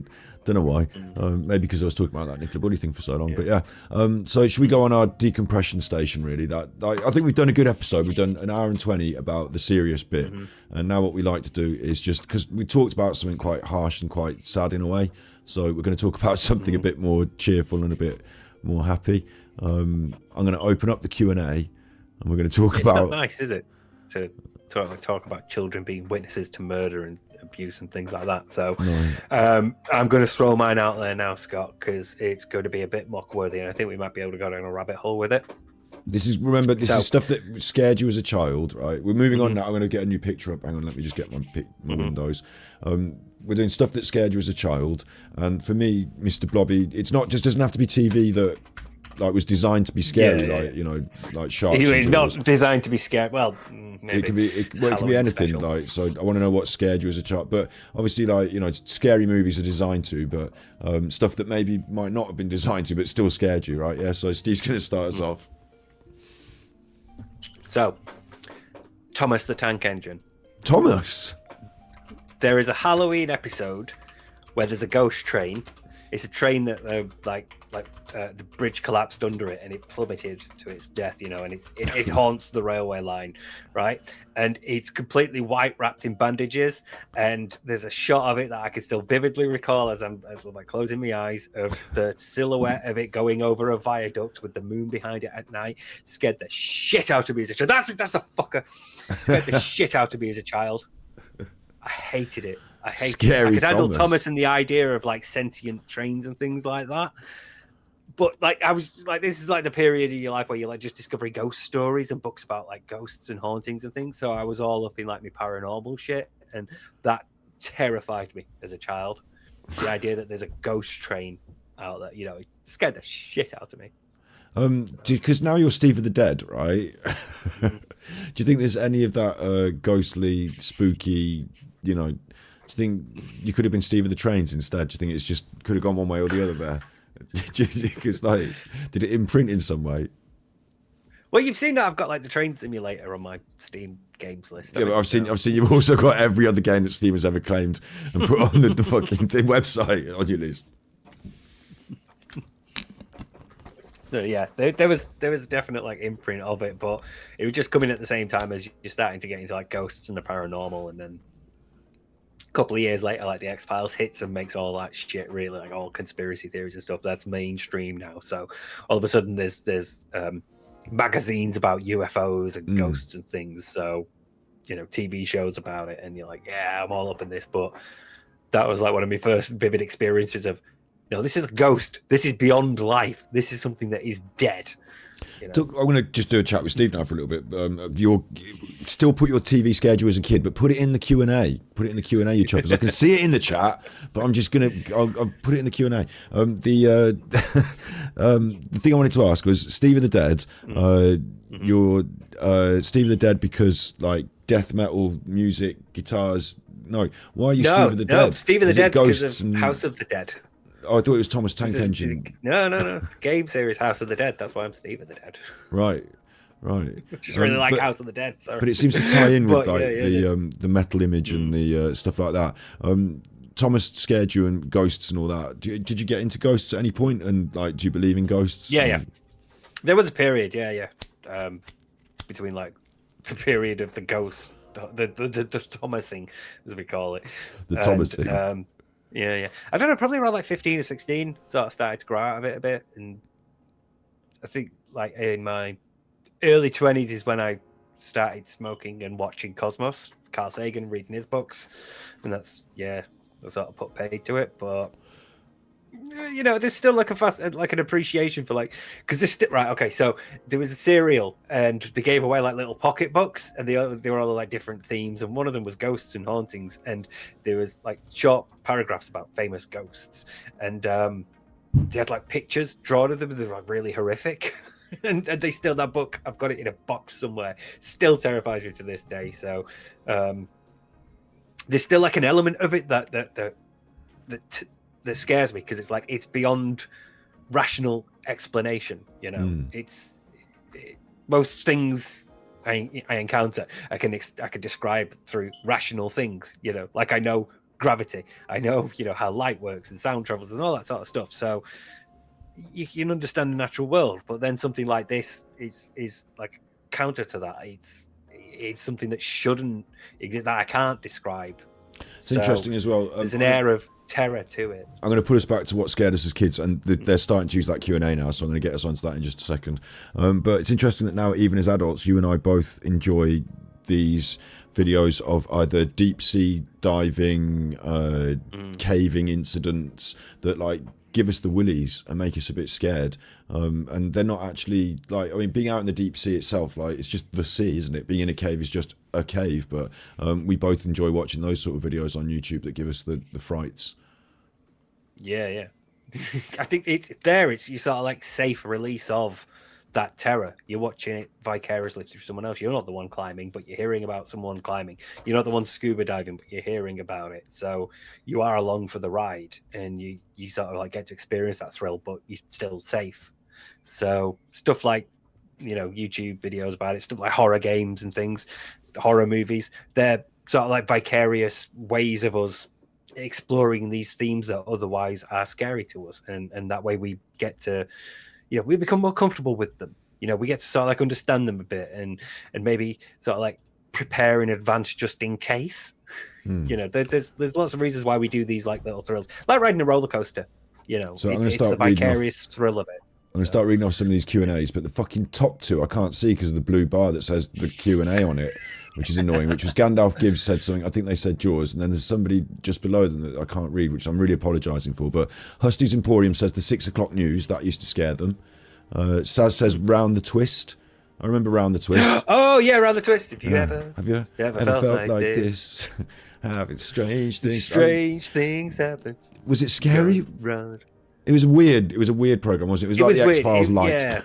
It's a bit Twin Peaksy. I always found it like. I never really could put to my mind as to what was going on over a long period of time in Round the Twist. Like can't really, like even now today, I can't tell you what the plot was and the general driving narrative arcs are. Like shit was just going on. But I mean, I suppose that's sort of like it's made with the intent to at least unsettle, if not outright scare. So. But then again, so's a Halloween special of a train show for kids. So I'm gonna try and read through some of these specifics, and we've got quite a lot coming in now. So Dover and Dolly's mom says the movie The Exorcist and the movie Motel Hell. Beth DeWells just says the letter A. So I don't know why that's scary, but it came at the start of every alphabet you ever did. So Slinky Sock says scared of Jimmy Fix-It. Jim will fix it. Gave me the creeps. Well, that's because he was a massive pedo. Pat Taylor says Doctor Who. I think I'll light on that one for a minute. Doctor Who, when you were a kid, had some moments, didn't it? Do you remember? The one I remember was the fucking. There was Bertie Bassett, and he was a Bertie Bassett man, and they killed him with lemonade. And he was this big chuffer, and he was like, and then they killed him with the lemonade. And when I was a kid, I was like, this is a bit like I don't want to eat any licorice all sorts now for a bit. I'm just going to lay off the licorice all sorts. That one scared me a bit. What do you think of Doctor Who? Right, so when me and my brother were kids, my dad's mate would tape Red Dwarf for us. So we had a series of, I think it was series 6, and occasionally, you'd set your timer using that code that they printed in the TV guide, and then your video would record a predetermined time, and then that was it. So you'd occasionally catch like your BBC idents at the end of, like coming up next week on this show, or coming up on BBC Two, and one of them was Doctor Who, and it scared the shit out of my brother, like to the point where he would make me fast forward through this little ident that was only about like 10 or 15 seconds before the next episode of Red Dwarf started. But every time we were watching this series, I think it was between Rimmerworld and what's episode 5? It's between episodes 4 and 5 anyway, and he would make me fast forward it every time. And now he's a fucking huge Doctor Who nerd. So he's managed to get over his childhood fear, and I'm very happy for him. But it was like, was it Cybermen? Do you think? Because they always were a bit scary for me as well. They appeared in a lot of the adverts. I don't think it was Cybermen. What I remember mainly is like there's a piece of like dirt or waste, and like a hill pops up, and then another one does, and then like something's pulling it up, but it's invisible. That's like the main bit I remember. But there was a couple of different cuts of enemies. I know that like at least one was a Dalek, but maybe it was just like a couple of different cuts from the series. But either way, he made me fast forward it every time. And yeah, Trapdoor was cool. By the way, yeah, Trapdoor rules. Oh, you can see this as well, right? You're seeing it in chat or in, because I've got the Q&A open here. Yeah, I'm seeing chat. I'm seeing what chat are doing. Trapdoors on, and then I've also got I'm going to read through them and just stop on a couple. Like the Phantom Raspberry Blow of Old London Town really scared you, Lucia Hennessy. It was on the Two Ronnies in the 70s, and I want to pick that up as well because somebody else, EZ, said Ronnie Corbett as well. So the Two Ronnies here, for some reason, Ronnie Corbett and the Two Ronnies are scaring kids when they're watching that. I didn't realise that was so scary. Hector's House. Lottie says Doctor Who. Sonia says Trapdoor. Matt says there's a show on CBBC about Scottish kids on a camping trip that got abducted by aliens, and it scared the shite out of me. But if it's in Scottish, should I do it in King Jad? Scottish. There was a show on CBBC about Scottish kids on a camping trip that got abducted by aliens, and it scared the shite out of me.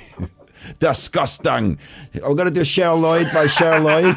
Disgusting. Right, yeah. Amber Leal was scared of Labyrinth, which is a shame. Get him. I didn't say anything. It's all him. That's me. I'm doing it. One of my mods is Scottish as well, I think. I'm doxing them quick. Amber Leal, Labyrinth. Labyrinth is one to alight on as well. Did you watch Labyrinth when you were a kid? Because I think it's a shame if you were scared by it. There was some creepy, the the animatronic. Yeah, I know what you mean. I'm thinking. I'm thinking of overall, Labyrinth. It was a joy of a film, and when David Bowie died, it was a great shame for us all, and that's one of his lasting marks. I'm laughing because we did a little review of a Big Brother episode where they announced David Bowie's death, and it all went mental. But Labyrinth's a shame. Did you enjoy Labyrinth when you were a kid? I did watch Labyrinth. Not seen it.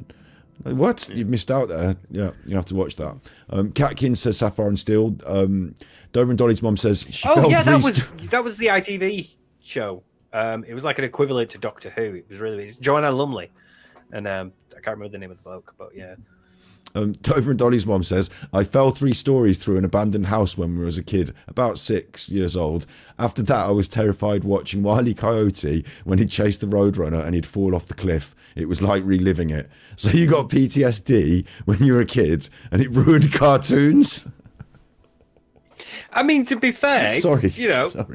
Falling like through 3 floors must be terrifying. Yeah, so, but it's just real. Like everyone enjoys Wile E. Coyote, but you have to sit and watch it, and it's punishing, which is a real shame.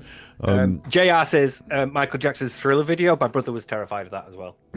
He had a Michael Jackson videotape of all the Michael Jackson videos, and he would fast forward through the Thriller one.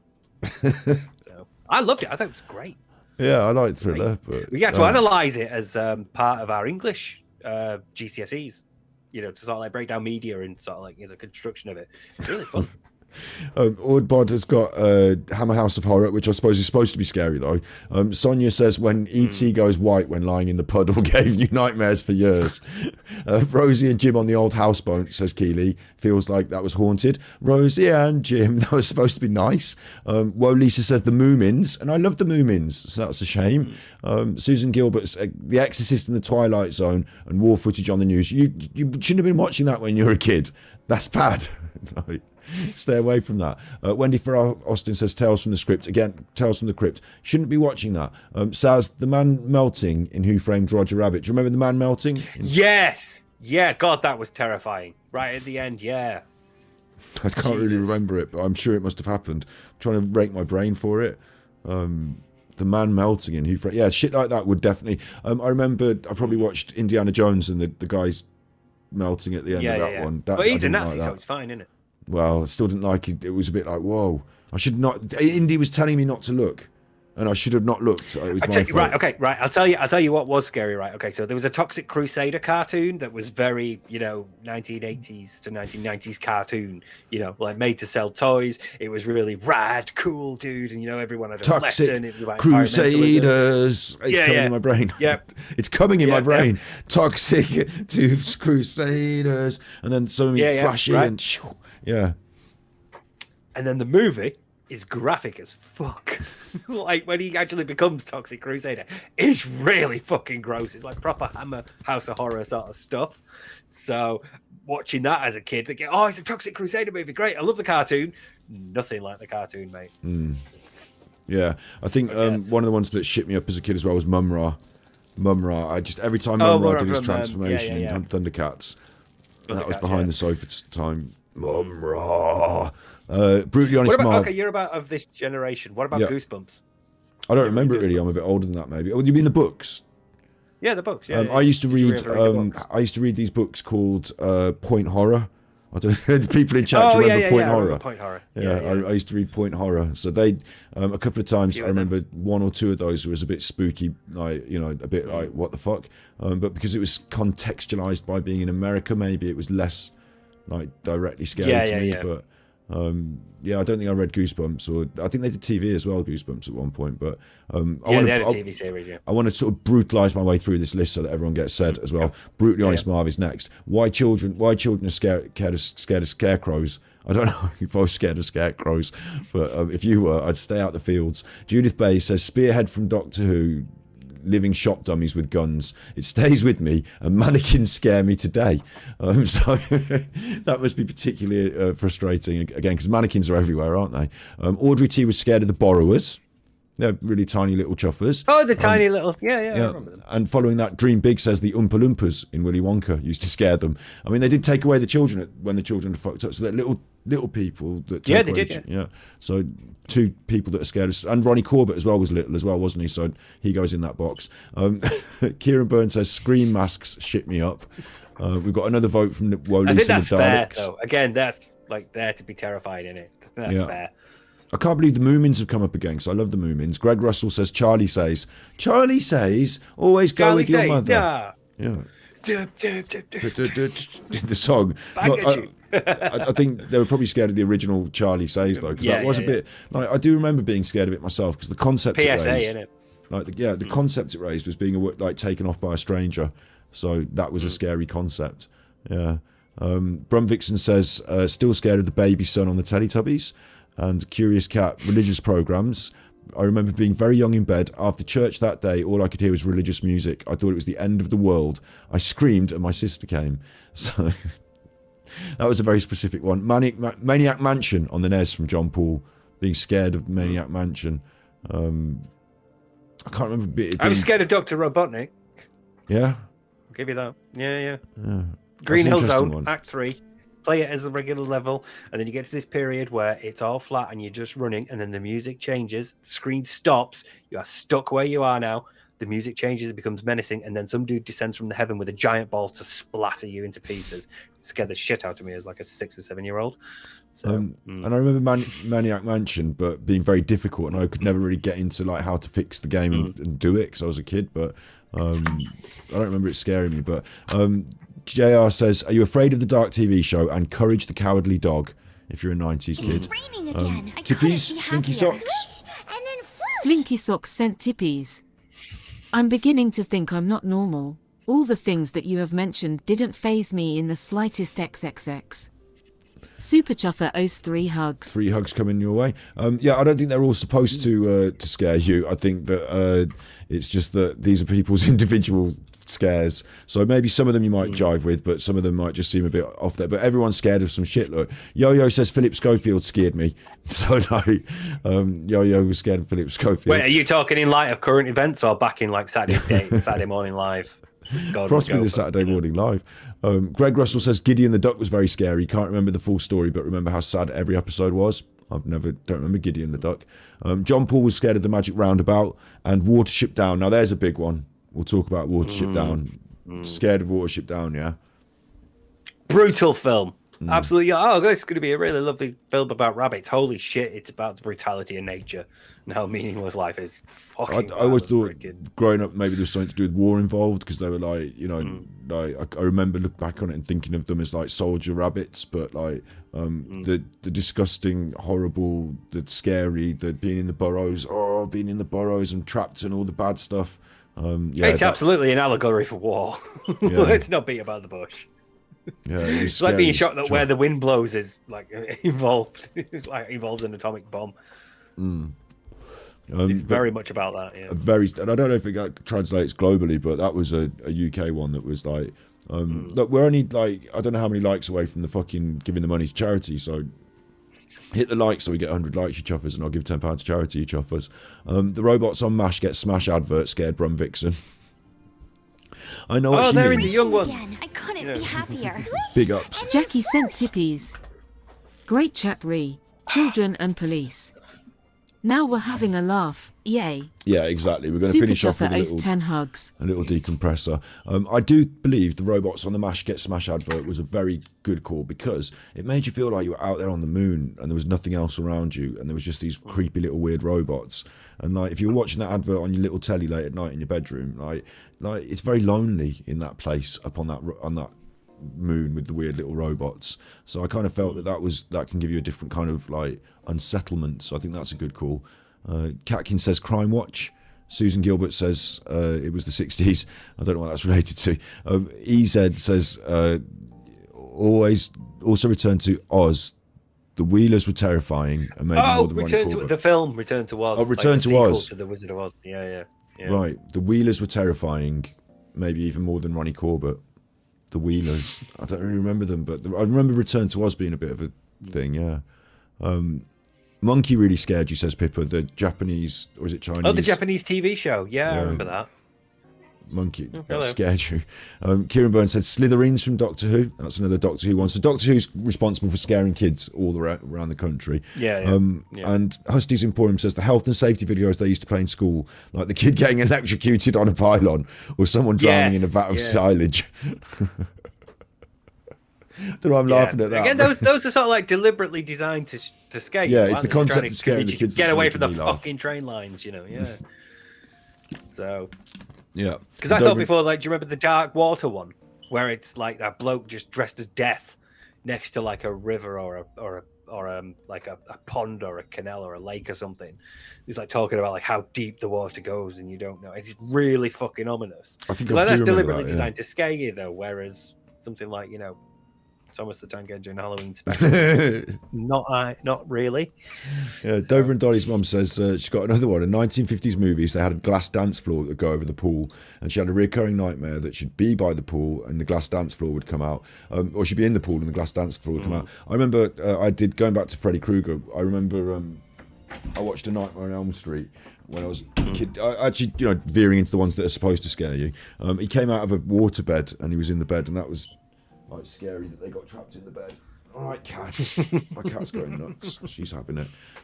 So yeah, that's the Q&A. We've managed to do a Q&A, so that worked. There was one that you didn't read out because I think it went by in regular chat, and I'm sorry for the person who said it because I can't remember your name, and I'm scrolling up and it's not there.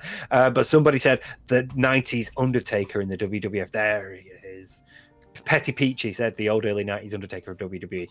Genuinely, when the Undertaker debuts at Survivor Series, when he's announced and revealed as this evil, like this new thing, kids in that audience are terrified. Holy shit! Look at this guy.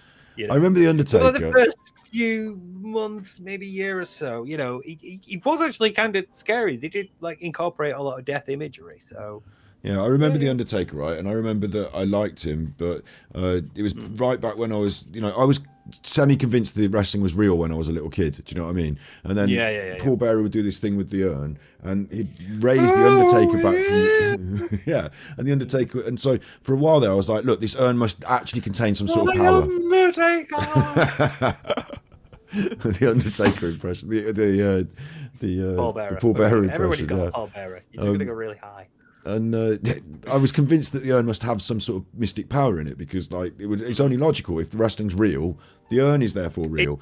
It's such silly bollocks in it. I fucking loved it. And then, but I think what finished me for the wrestling was when someone clarted him on the head with the urn, and the top came off, and all green smoke came out, and I was like, no, because it should be like ashes and just mystic power. Like There was one where ashes came out, and there was another where there was like a giant light in it, so it looked like like power was streaming out. It was pretty cool.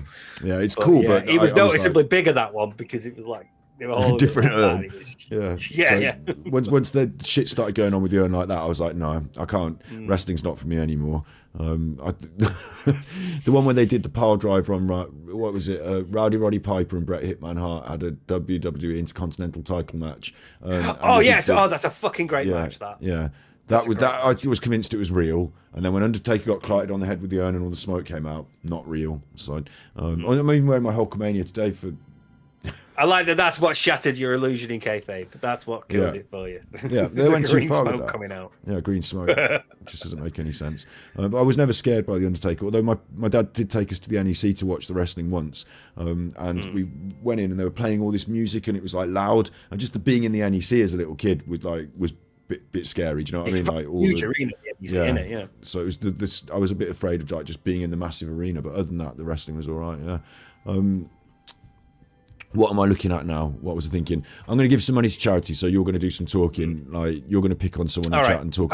My mum would not forgive me if during this discussion of childhood fears, I did not bring up the play The Snow Queen. Once when he was in primary school, I forget how old I was. I think I might have been 7, maybe 6 or 7.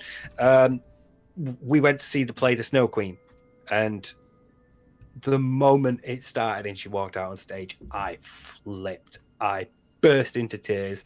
And I didn't want any part of this at all. And like they had to call me mum at work and come and get me because I was just in tears outside. I was like so terrified of the Snow Queen. I don't want to go back in. Didn't even finish my pack of refreshers. It was just so terrifying. And to this day, it still gets brought up every now and then. You're right, actually. You couldn't even watch the Snow Queen. So, yeah. In chat, I want to hear this. I remember there must have been. My sister was scared of Father Christmas once. Like, going to see Father Christmas. She did not want to see that Father Christmas. She was crying and everything. Like, what about people dressed up in costumes in chat, that you're supposed to go and see, the little play or the pantomime, and it scares the shit out of you. Go on, bang off in chat, and Steve's going to read them while I try and put my personal details. Wait, do Americans have pantomimes? I don't know. They must do, mustn't they? I don't know. Seasonal plays that are done really camp. You talk with chat. I have to type in my details, and if I'm talking, I'll say my details. So, yeah.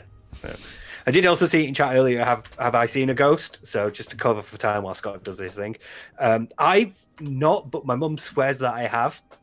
When we used to live in an old terrace in Manchester, she says she always felt really unsettled in that place. She always felt that there was something there. And one night, I came into her room and I said, will you move the girl from my bed? And she went, what? And this girl in my bed, will you get rid of her? And I don't have a sister. There's only me and my brother. And my mum was like, "There's no girl in your bed. Just go back to bed." And I was like, "No, seriously, please just move the girl from my bed. She's in my bed, and you just need to move her out." And my mum, fucking terrified, walks into my room like that, looking down, not looking at the bed, just sort of waving in that general direction. Like, right, okay, she's gone now, thank you. And then I get into bed, it's fine. She thinks it's a bit weird, but nothing more of it until. I think it was a couple of months later, my cousin and her boyfriend are babysitting us for the night. And the next day, my cousin's boyfriend asks me, "Mum, is there anything here? Have you ever seen anything?" And she went, "No, why?" And he went, I thought I saw a girl walk into Stephen's room last night, but there was no one." And my mum was like, "Fuck," And I don't remember any of this. And my mum swears it's true. And I'm just like, no, I'm not buying it. A lot of people think that children have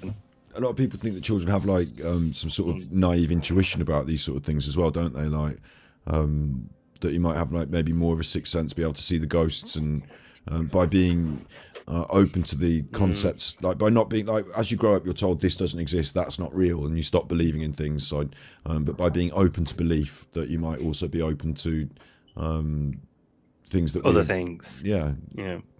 Well, it's again, as a kid, you're sort of distinguishing between fantasy and reality a lot more because you're still trying to work out which is which. So, it's very easy for me to sort of assume, yeah, I saw that, because that's what my child imagination was telling me I was seeing, and I was trying to work out, is this real or not? But, me as an adult, I don't necessarily believe it, but my mum swears it's true.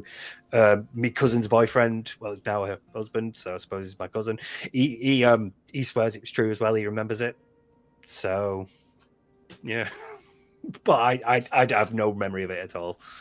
So That's a weird one. Does that carry with you now as well, though? Like, do you think I saw a ghost when you were younger, or do you think I didn't saw a ghost and I was just a kid and I was confused? Or I think it was just a kid and confused, but they both swear I saw a ghost, so or saw something. You know, I saw a girl, and it's like, I now would not ask somebody to remove a girl from my bed, but I was going to say I'm not afraid of ghosts in general, but like pretty girl ghosts, less afraid of than like scary ones, I suppose.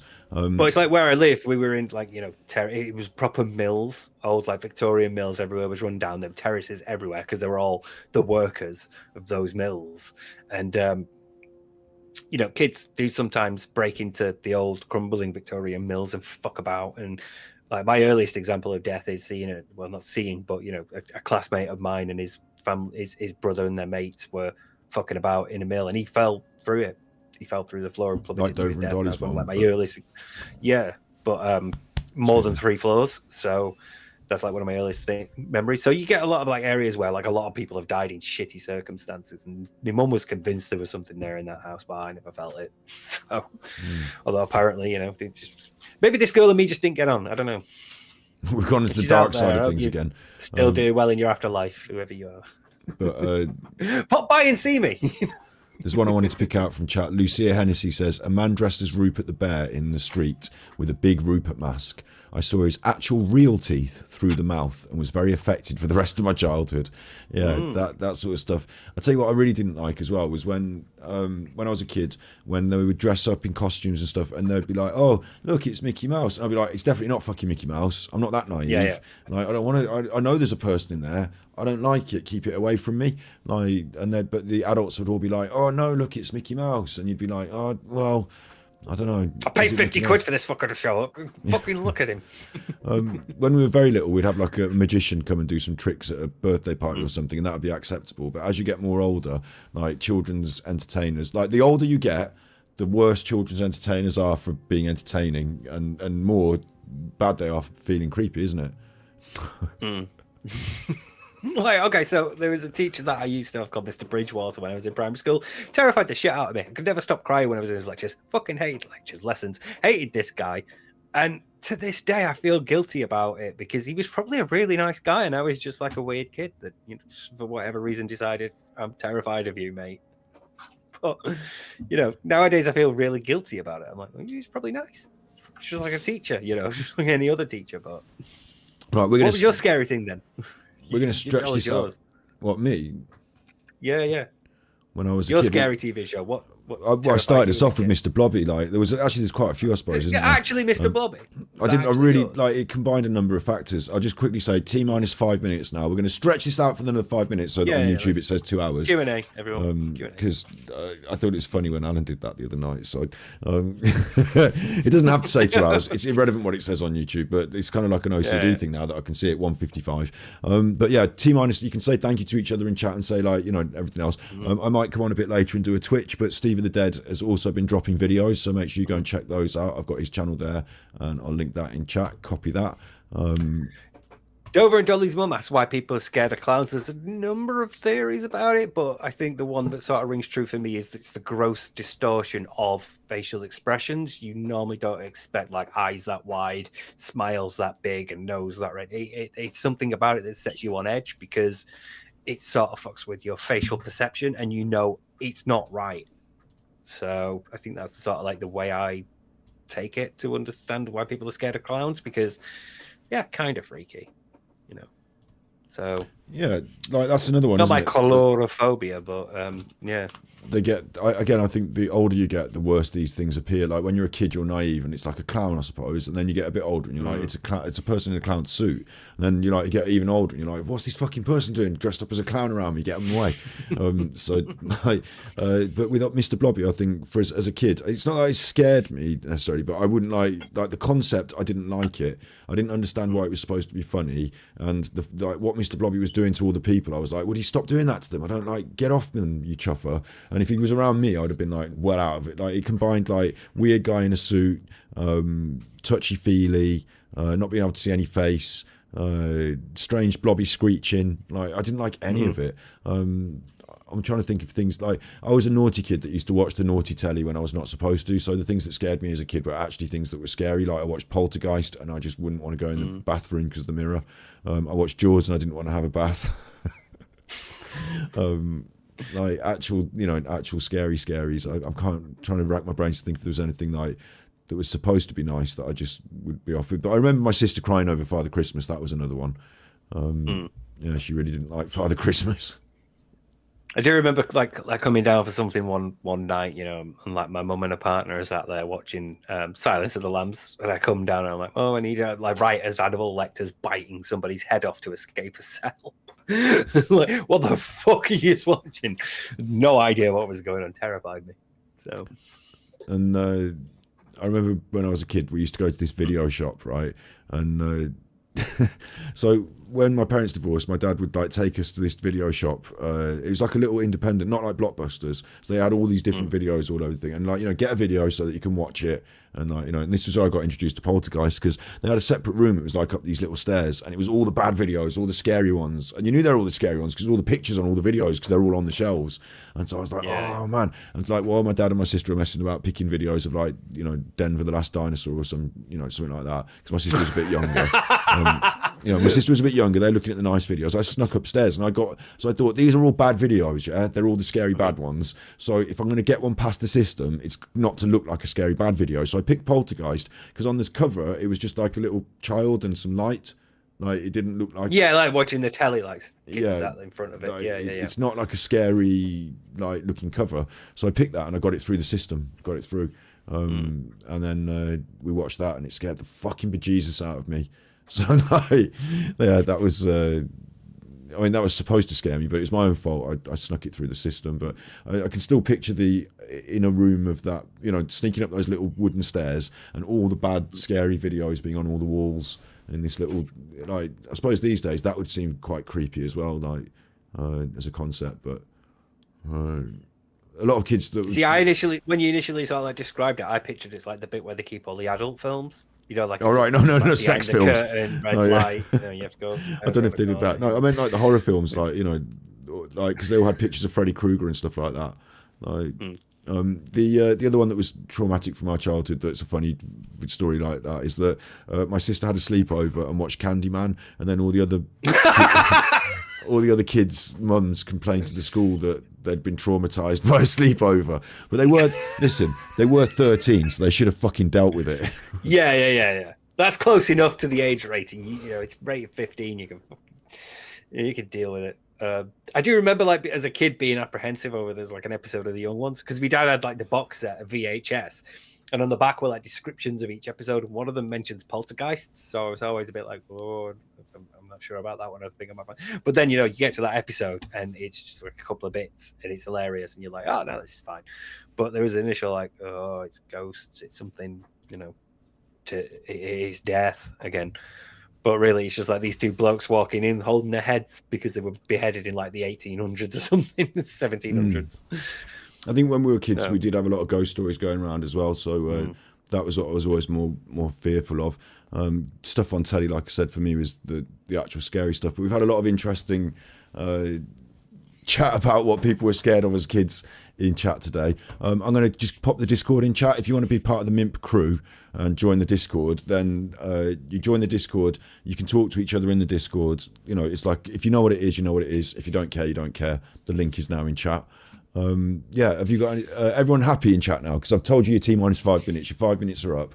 Have you had a good time? You're happy with everything? We haven't taken you into a horrible place where you've thought about your worst horrible fears, have we? And left you stranding there. As adults now, we can tell me a little sign off, Steve, about how as adults we can recontextualise that sort of nonsense, and that Ronnie Corbett is no longer something to be scared of. Well, he's dead, isn't he? I'm laughing. I'm not supposed to laugh. Is he? I always get this one wrong. When people are dead, I'm always like making jokes about them and then forgot. I thought he was. I thought the two Ronnies are both. I don't know. I often say that someone's dead and they're not. I do that all the time on the internet. You don't know. I know that. Yeah. 2016. Good, he is dead. At least I'm not. Yeah. Oh, good, he's dead. No, but so you don't have to be scared. Oh, good, of him he's dead because he's dead. Scott of Ronnie Corbett. Yeah. No, but I mean, good, we're getting the facts right. The last one I did was we get better as we age. Yeah, there's a comedian called Bob Mills. sorry, before you do think, there's a Bob comedian, Mills. Bob Mills, yeah, and Bob Mills, I was like talking about him. We did a little bit of a react to one of his things, and I was like, yeah, it's a shame he's dead now. And then I looked him up, and he wasn't dead, and I was like, shit, I've just done a show where I said this guy's dead, and like if he ever watches it, he'll think that I think he's dead. You're not dead, Bob. And if you ever want to come on the show, I look forward to having you. But yeah, I always get confused whether people are dead or not. So yeah, I'll have to put that in my memory bank. Ronnie Corbett dead. Yeah, so why shouldn't we be scared of him anymore? Because he's dead, he can't hurt you. Well, we just, as adults, we're just better at sort of like rationalizing things and determining between fantasy and reality. So it's a skill that we're constantly using. It refines over time, and we get better at cognitively processing things like timelines and remembering. Oh yeah, I did that months ago. Yeah, oh yeah, that happened then. We get better at recalling these things, remembering them, storing them, encoding them, retrieving them. All the processes of memory involved in capturing moments of your life that you might later be expected to recall are working constantly. So you don't even need to consciously think about it. Just go about your life and know that you're probably in the same reality as the rest of us. Sorry about that. Yeah, all good in the hood. So I hope you've had a good time in chat. I think Ronnie Corbett would like the fact that he managed to raise a laugh even though he's dead.